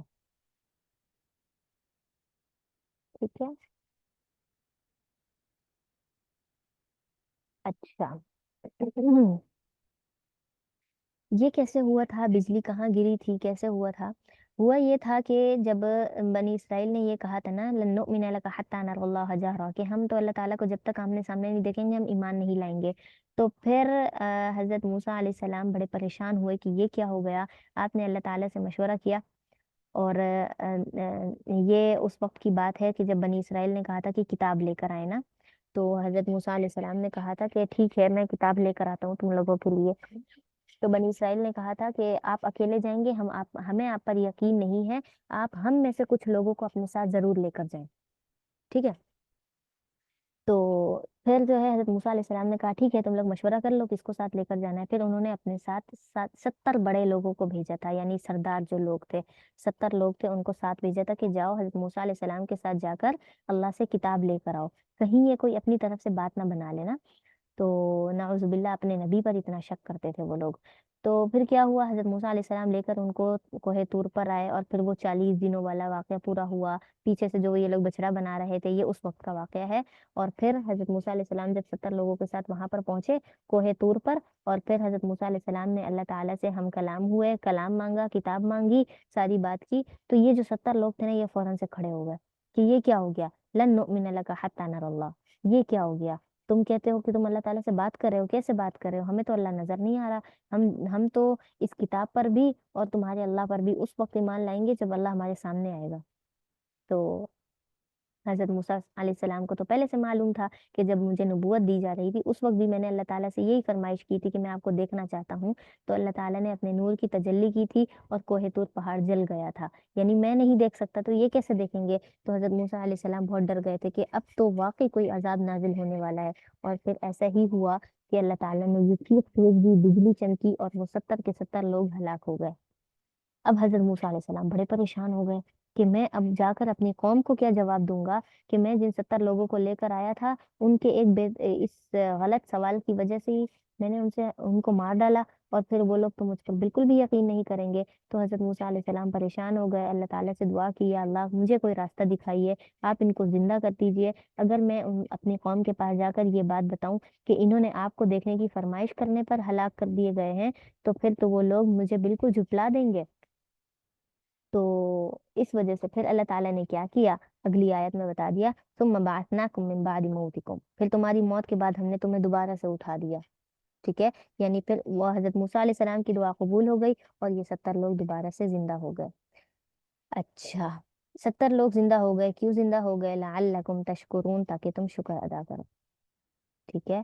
لیکن یہ اتنے ناشکرے تھے، جب اٹھ کر کھڑے ہوئے تو پھر اس وقت تو بڑے ٹھیک، لیکن جب اپنی قوم کے پاس پہنچے تو پھر جا کر حضرت موسیٰ علیہ السلام کی شکایات کرنا شروع ہو گئے کہ انہوں نے تو ہمیں مار دیا تھا، یہ تو ایسے ہیں کہ ہم نے تو اللہ کو نہیں دیکھا، یہ ہو گیا وہ ہو گیا، ٹھیک ہے؟ تو یہ ان کا طریقہ کار تھا، ہر وقت نبی کو پریشان کرنا، اللہ تعالیٰ پر اعتراضات کرنا۔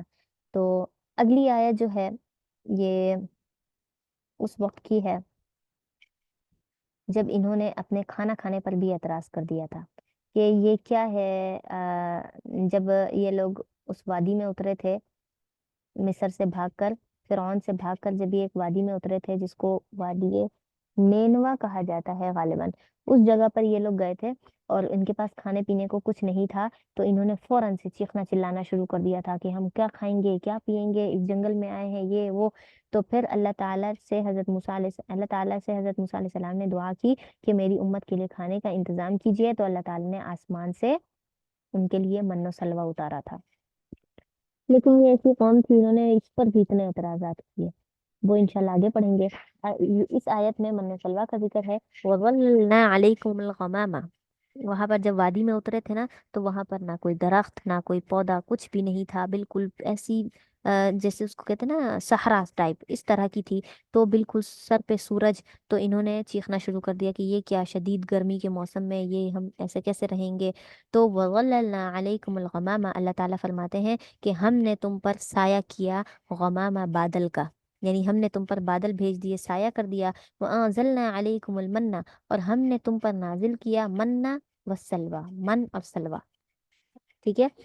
من اور سلوہ کے بارے میں آتا ہے، یہ بھنے ہوئے وہ ہوتے تھے، کھانے ہوا کرتے تھے جس میں کبوتر اور بٹیر اور اس طریقے کے، اور جو من ہے وہ ایک طرح کا جس کو آج کل شاید اس طرح کا ہوتا ہے، وہ آ، شبنم کی طرح کا، جو ایک گوند ٹائپ ہوتی ہے گول گول، اس طرح کا کوئی یہ میوہ ہوتا تھا جو جنت سے نازل کیا جاتا تھا ان لوگوں کے لیے۔ اور سلوہ جو ہے وہ بھنے ہوئے کھانے طرح طرح کے وہ ہوتے تھے۔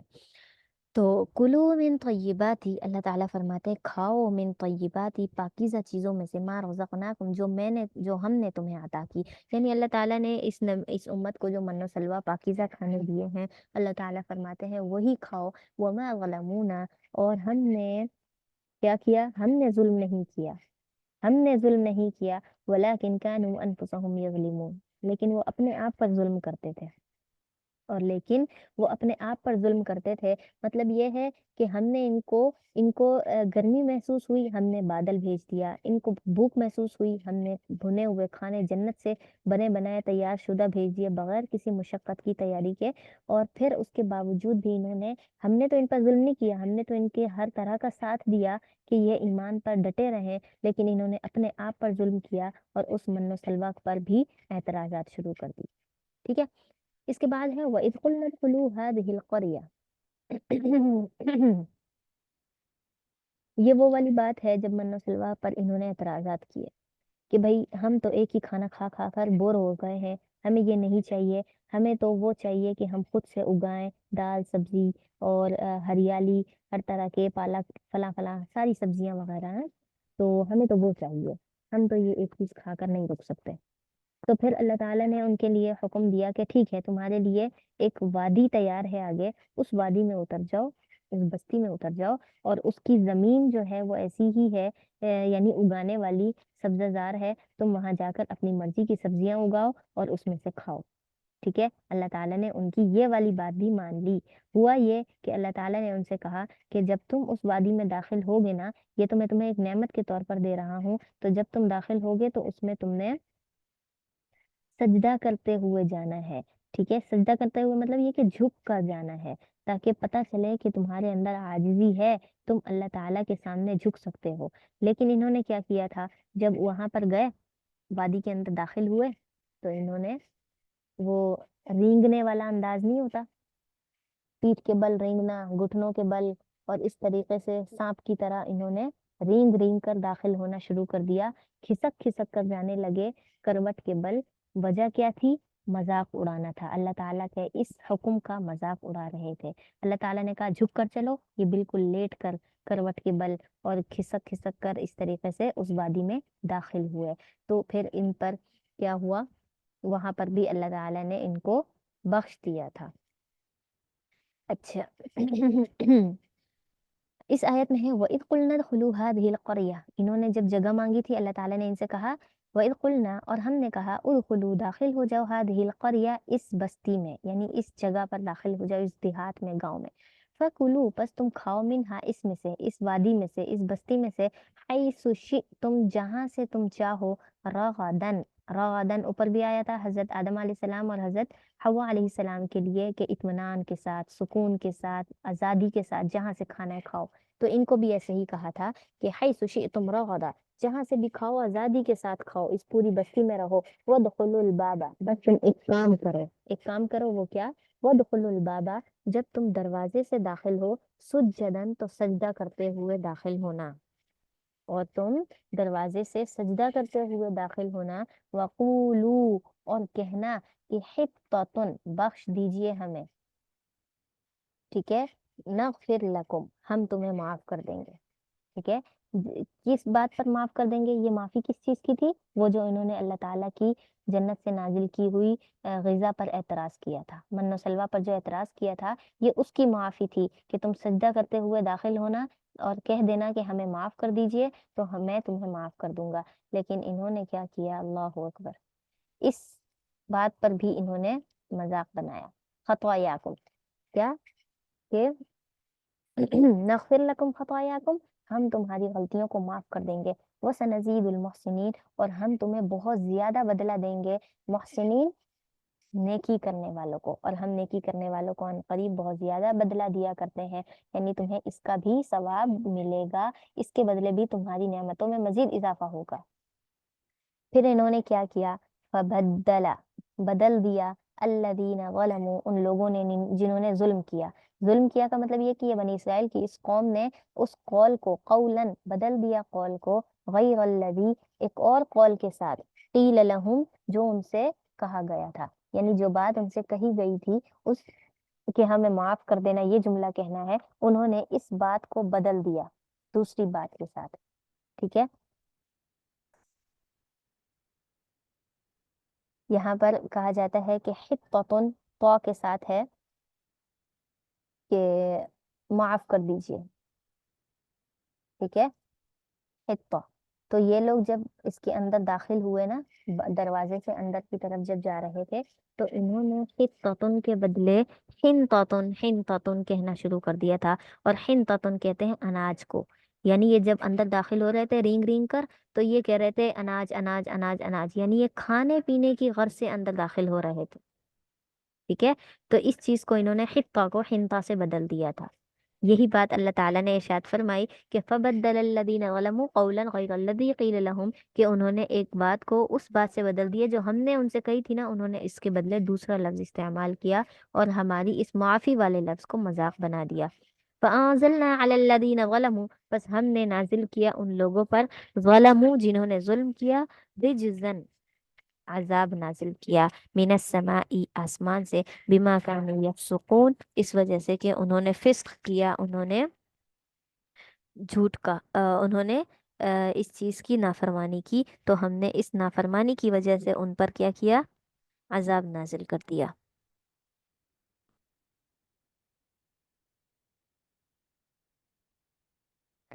اچھا، اب یہ رجز کون سا عذاب ہے؟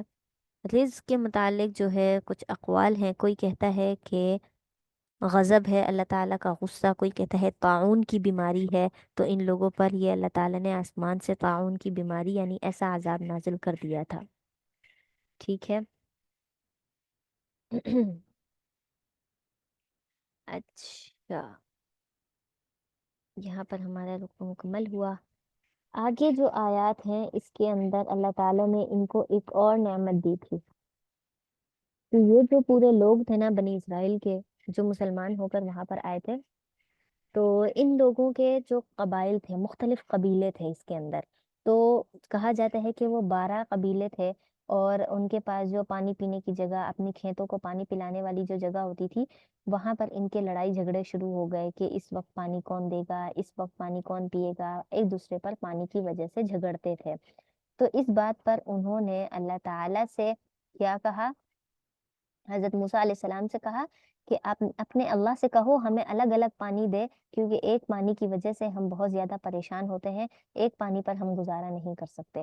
تو پھر حضرت موسیٰ علیہ السلام سے جب انہوں نے پانی طلب کیا، یہ لکھا ہے وَإِذِ اسْتَسْقَىٰ، اور جب پانی طلب کیا موسیٰ سے لِقَوْمِهِ، اس کی قوم نے، جب موسیٰ سے اس کی قوم نے پانی مانگا کہ ہمیں ہر قبیلے کے لیے الگ الگ پانی چاہیے، تو فَقُلْنَا اضْرِبْ، ہم نے کہا، فَقُلْنَا، ہم نے کہا، اضْرِبْ، مارو، بِعَصَاكَ الْحَجَرَ، عصا، حضرت موسیٰ علیہ السلام کی جو عصا یعنی لاٹھی تھی، اپنی لاٹھی کو مارو، حجرا، پتھر پر، وہاں پر ایک پتھر موجود ہوگا، کہا کہ اس پتھر پر اس لاٹھی کو مارو، فَانْفَجَرَتْ، بس کیا ہو گیا، بس پھوٹ پڑے منہ، اس میں سے، اثنتا عشرہ، اثنتا عشرہ کہتے ہیں 12، عینا کہتے ہیں چشمے، 12 چشمے اس پتھر میں سے نکل آئے جو الگ الگ راستے کی طرف جا رہے تھے، تو اللہ تعالیٰ نے ان میں سے ہر ایک 12 قبیلوں کو الگ الگ پانی دیا۔ تو قد علم، تحقیق جان لیا، کل اناس، ہر ایک انسان نے، ہر ایک انسان یعنی اس میں سے ہر ایک قبیلے نے جان لیا، مشربہم، اپنے پینے کی جگہ کو، یعنی ہر ایک کو پتہ چل گیا کہ یہ 12 جو چشمے ہیں اس میں سے ہمارے پینے کی جگہ کون سی ہے اور دوسرے قبیلے کے پینے کی جگہ کون سی ہے۔ تو اللہ تعالیٰ آگے فرماتے ہیں کلو وشربو، بس تم کھاؤ اور پیو، من رزق اللہ، اللہ کے رزق سے، ولا تعثوا، اور تم فساد نہ کرو، مت پھیلاؤ، فی الارض، زمین میں، مفسدین، فساد کو، اور تم زمین میں فساد کو مت پھیلاؤ۔ یہ اللہ تعالیٰ نے ان کو یہ جو ایک اور نعمت دی تھی، جو دوسری مرتبہ ہم آیت پڑھ چکے ہیں کہ یا بنی اسرائیل اذکروا نعمتی التی انعمت علیکم، کہ اللہ تعالیٰ نے جو تم پر انعام کیا ہے، جو نعمتیں دی ہیں ان کو یاد کرو۔ تو یہ ہیں وقتاً فوقتاً ملنے والی ان کو نعمتیں جو اللہ تعالیٰ نے انہیں دی تھی، چاہے انہیں کے مانگنے پر دی یا خود سے دی، لیکن نعمتیں تو انہیں ملی جس پر انہوں نے، ان کو کہا گیا کہ شکر ادا کرو، لیکن انہوں نے شکر ادا نہ کیا۔ آگے وہ بات ہے جو میں نے آپ کو بتایا تھا کہ وادی میں داخل ہونے سے پہلے جو انہوں نے کہا تھا کہ من و سلوہ پر ہم گزارا نہیں کر سکتے، ہمیں مزید کچھ کھانے کو چاہیے جو کہ ہم خود اگائیں، دال سبزی روٹی وہی کھائیں گے۔ تو یہ وہ والی آیت ہے، ٹھیک ہے۔ جیسا کہ میں نے بتایا قرآن ایک کہانی کی کتاب تو ہے نہیں، تو اس وجہ سے اللہ تعالیٰ نے اس کو الگ الگ طریقے سے الگ الگ جگہ پر ذکر کیا ہے۔ یہ پچھلی بات ہے لیکن اس کو آگے ذکر کیا ہے، وَإِذْ قُلْتُمْ يَا مُوسَىٰ، اور جب تم نے کہا اے موسیٰ، یعنی قوم نے جب کہا اے موسیٰ، لَن نَصْبِرَ عَلَىٰ طَعَامٍ، کہ ہم صبر نہیں کر سکتے، لن نصبر، ہم نہیں رک سکتے، عَلَىٰ طَعَامٍ واحد، ایک ہی کھانے پر، یعنی ایک کھانے پر ہمارا گزارا نہیں ہو سکتا، فَادْعُ لَنَا رَبَّكَ، یہ ہے ان کا طریقہ، رب کا، ہمیشہ کہتے تھے اپنے رب سے، اپنے رب سے، کبھی یہ نہیں کہا کہ ہمارے رب سے پوچھ کر آؤ، یہ کہتے تھے کہ جاؤ اپنے رب سے کہو۔ تو فدع لنا، بس دعا کریں آپ ہمارے لیے، رب کا، اپنے رب سے، حضرت موسیٰ علیہ السلام سے کہا کہ آپ اپنے رب سے ہمارے لیے دعا کریں، یخرج لنا، کہ وہ نکالے ہمارے لیے کیا نکالے، مما تنبت الارض، جو کچھ زمین اگاتی ہے، یعنی جو چیزیں زمین میں اگتی ہیں ہمیں وہ والی چیزیں چاہیے، تو اللہ سے وہ چیزیں مانگ کر لاؤ، اور وہ چیزیں کون سی ہے، من بقلیہا، ترکاری یعنی ہری سبزیاں، وقثائہا، اور ککڑی، وفومیہا، اور گندم، ٹھیک ہے، وعدسیہا، اور مسور کی دال، وبصلیہا، اور پیاز، یعنی اس میں ہر ایک چیز آ گئی، دالیں بھی آ گئیں، پیاز وغیرہ بھی آ گئے، اور ترکاری یعنی ہری سبزیاں ساری آ گئیں، وقثائہا، اور ککڑی وغیرہ یعنی جو ہم سلاد والی چیزیں یوز کرتے ہیں وہ بھی آ گئیں، وفومیہا، گندم یعنی کھانا پینا، آٹا، روٹی وغیرہ کی چیزیں بھی آ گئیں، یعنی ہم اپنا خود کریں گے اور خود کھائیں گے۔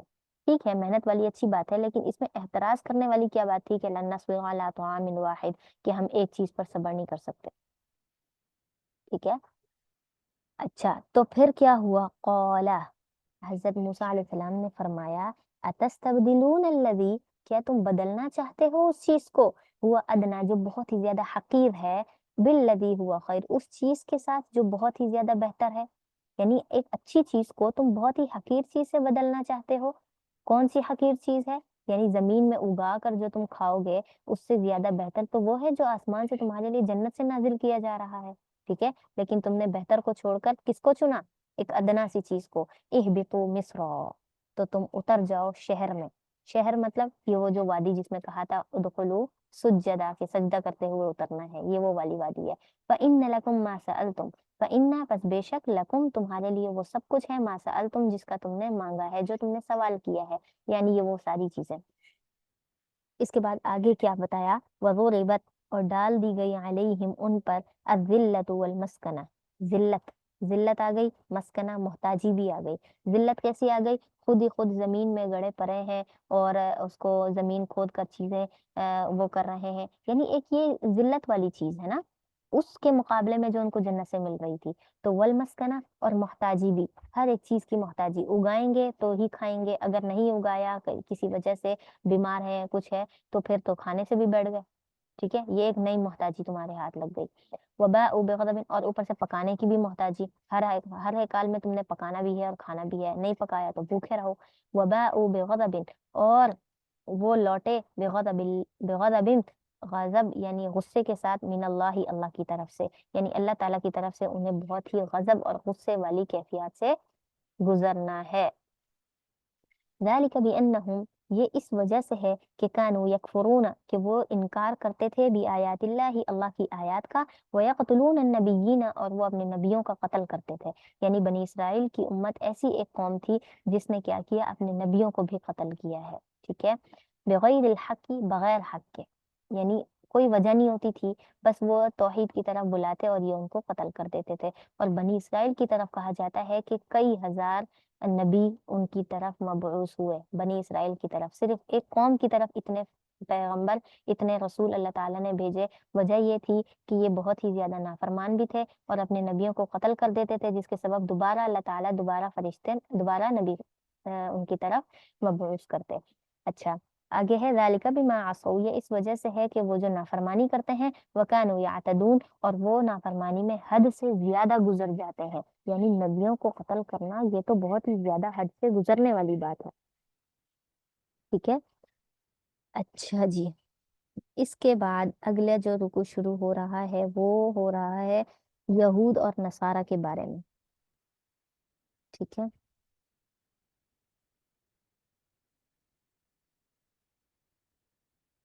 یہود اور نصارہ کے بارے میں ہے یہ والی آیات.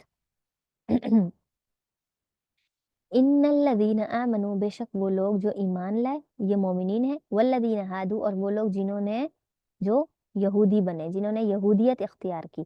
والنصارى، اور جو نصارہ بنے. ٹھیک ہے. نصارہ یعنی حضرت عیسیٰ علیہ السلام کی قوم، اور ہادو حضرت موسیٰ علیہ السلام کی قوم. والصابئین، اور جو بے دین ہیں. بے دین کا مطلب یہ ہے کہ جو لوگ اللہ کے علاوہ کسی اور کی عبادت کرتے ہیں. ٹھیک ہے. یہ ہادو اور والنصارہ یہ کم از کم اللہ کو تو مانتے ہیں، والصابئین یہ تو اللہ کو ہی نہیں مانتے. ٹھیک ہے. من آمن باللہ، ان سب میں سے، ان سب میں سے، آمنو میں سے، ہادو والنصارى والصابئین، ان چاروں میں سے، من آمن باللہ جو اللہ پر ایمان لائے گا، والیوم الآخری اور آخرت کے دن پر ایمان لائے گا، وعمل صالحا اور نیک عمل کرے گا، فلہم اجرہم، تین کام کرنے ہیں اس نے، اس کے بعد اس کے لیے کیا ہے؟ فلہم اجرہم، پر اس کے لیے اجر ہے، عند ربہم ان کے رب کے پاس، یعنی وہ اس کا بدلہ دے گا. ولا خوف علیہم، اور ان کو کوئی خوف نہیں ہوگا، یعنی مرنے کے بعد ان کو کوئی خوف نہیں ہوگا کہ ہمیں کہیں سزا تو نہیں ملنے والی. ولا هم یحزنون، اور نہ ہی انہیں کوئی حزن ہوگا، یعنی نہ ہی وہ غمگین ہوں گے. ٹھیک ہے.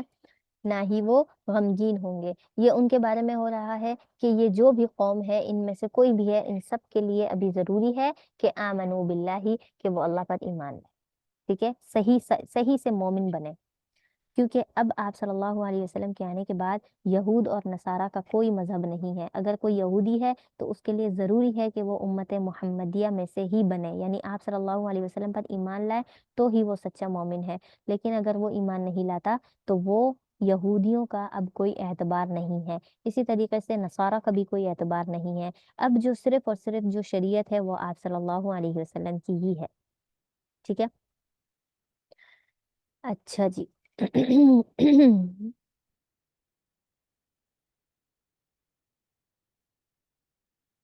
اچھا، اب جو اگلی آیات ہے اس کے اندر کیا ہے کہ یہ لوگ جو جب حضرت موسیٰ علیہ السلام تو کوہ طور پر گئے تھے کتاب لینے کے لیے، یہ اس وقت کا واقعہ ہے، اور 70 لوگوں کو جو ساتھ لے کر گئے تھے. تو پھر جب انہوں نے کیا کیا تھا، کہا تھا کہ ہم اللہ کو دیکھنا چاہتے ہیں، پھر اللہ نے انہیں موت دے دی تھی. موت کے بعد جب دوبارہ اٹھائے گئے تھے تو یہ بہت وہ ہو گئے تھے کہ یہ کیسا مطلب خدا ہے، یہ کیسا نبی ہے جو ہمیں فوراً سے موت دے دیتا ہے، ہم اب اس کی اطاعت نہیں کریں گے. انہوں نے اس طریقے سے نافرمانی شروع کر دی تھی. تو پھر اللہ تعالیٰ نے ان سے یہ عہد لیا تھا. اور عہد کیسے لیا تھا؟ کوہ طور کا جو پہاڑ تھا وہ اٹھا کر ان کی سروں پر لے آئے تھے کہ اگر تم نے ابھی اطاعت نہ کی تو یہ پہاڑ تمہارے اوپر گرے گا اور تم کیا ہو جاؤ گے، مر جاؤ گے. یہ وہ والا واقعہ ہے. وَإِذْ أَخَذْنَا مِيثَاقَكُمْ، اور جب ہم نے عہد لیا تم سے، وَرَفَعْنَا، اور ہم نے بلند کر دیا، فَوْقَكُمْ، تمہارے اوپر، الطور، طور پہاڑ کو، یعنی طور پہاڑ کو جب ہم نے تمہارے اوپر لے آئے اس وقت ہم نے تم سے عہد لیا تھا کہ خُذُوا مَا آتَيْنَاكُمْ، پکڑ لو اس چیز کو جو میں نے تمہیں دیا ہے، یعنی ہم نے جو تمہیں دیا ہے. تو کون سی کتاب؟ تورات کی. بقوت، قوت کے ساتھ اس کو پکڑ لو. وَاذْكُرُوا، اور یاد کرو، مَا فِيهِ لَعَلَّكُمْ تَتَّقُونَ، اس چیز کے بارے میں تاکہ تم ڈر سکو. یعنی ان چیزوں کو یاد کرو، تورات کے اندر جو جو حکم ہے، احکام ہیں، ان کو یاد کرو، ان پر عمل کرو. لَعَلَّكُمْ تَتَّقُونَ، تاکہ تم ڈرنے والے بن جاؤ، تاکہ تم متقی بن جاؤ. ثُمَّ تَوَلَّيْتُم مِّن بَعْدِ ذَلِكَ، وہاں سے تو جیسے ہی پہاڑ سر کے اوپر انہوں نے دیکھا تو فوراً سے کہنے لگے ہاں ہاں ہم کلمہ پڑھتے ہیں، ہم کتاب پر ایمان لائیں گے، حضرت موسیٰ کو مانیں گے، اللہ کی اطاعت کریں گے، ساری چیزوں کو انہوں نے مان لیا. لیکن جیسے ہی طور پہاڑ کو اللہ تعالیٰ نے واپس اپنی جگہ پر لے کر گئے اور ان لوگوں کو کہا کہ تم کیا کرو،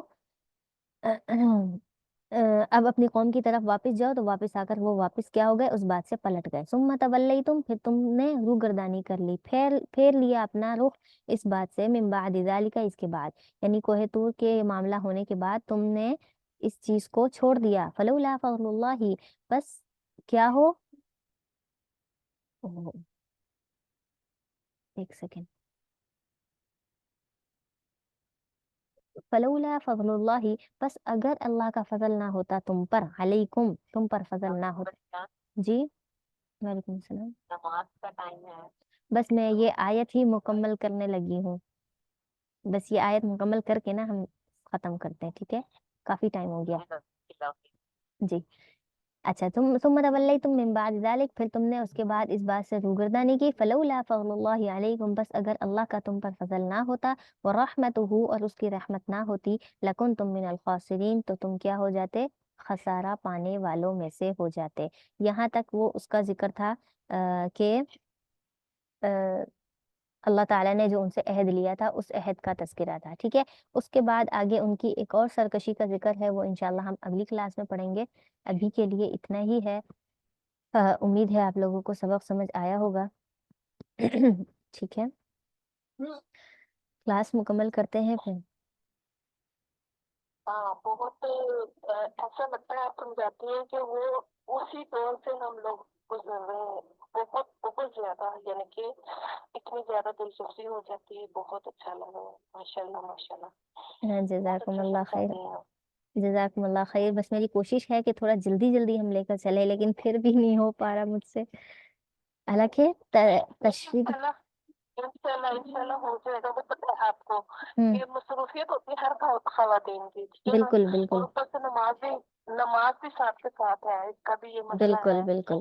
تو یہ بس اور کچھ نہیں ہے، ورنہ تو ایسے یہ 2 گھنٹے گزرتے ہیں، اس کا تو پتہ ہی نہیں چلتا کہ کتنی جلدی گزر گئے.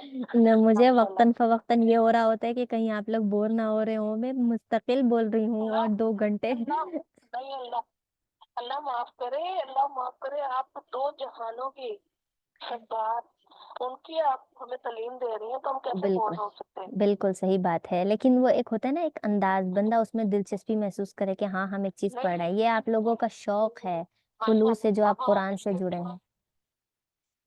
यकीन माने आप जो ये समझाती है ना, मैं अपनी बात करती हूँ, मैं अपने ऐसे गुम हो जाती हूँ, जैसे ऐसा लगता है जैसे कि मैं खुद इस दौर से गुजरी हुई हूँ।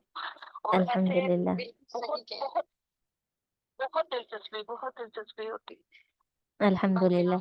किसका? जी। किसका? मेरा? ये बाजी का जो पढ़ा रही है कुछ। मिसबा, मेरा नाम मिसबा। अच्छा। जी। मिसबा कह रही है, मिसबा। जी। अल्लाह ताला आपको इसी तरह तौफीक दे, सुब्हानक परवरदिगार। अल्लाहुम्मा व बिहम्दिका नशहदु अन ला आपकी इलाहा तरह इल्ला बसा अंता नस्तगफिरुका व नतूबु इलैक। अस्सलामु अलैकुम व हो रहमतुल्लाहि व बरकातुहू।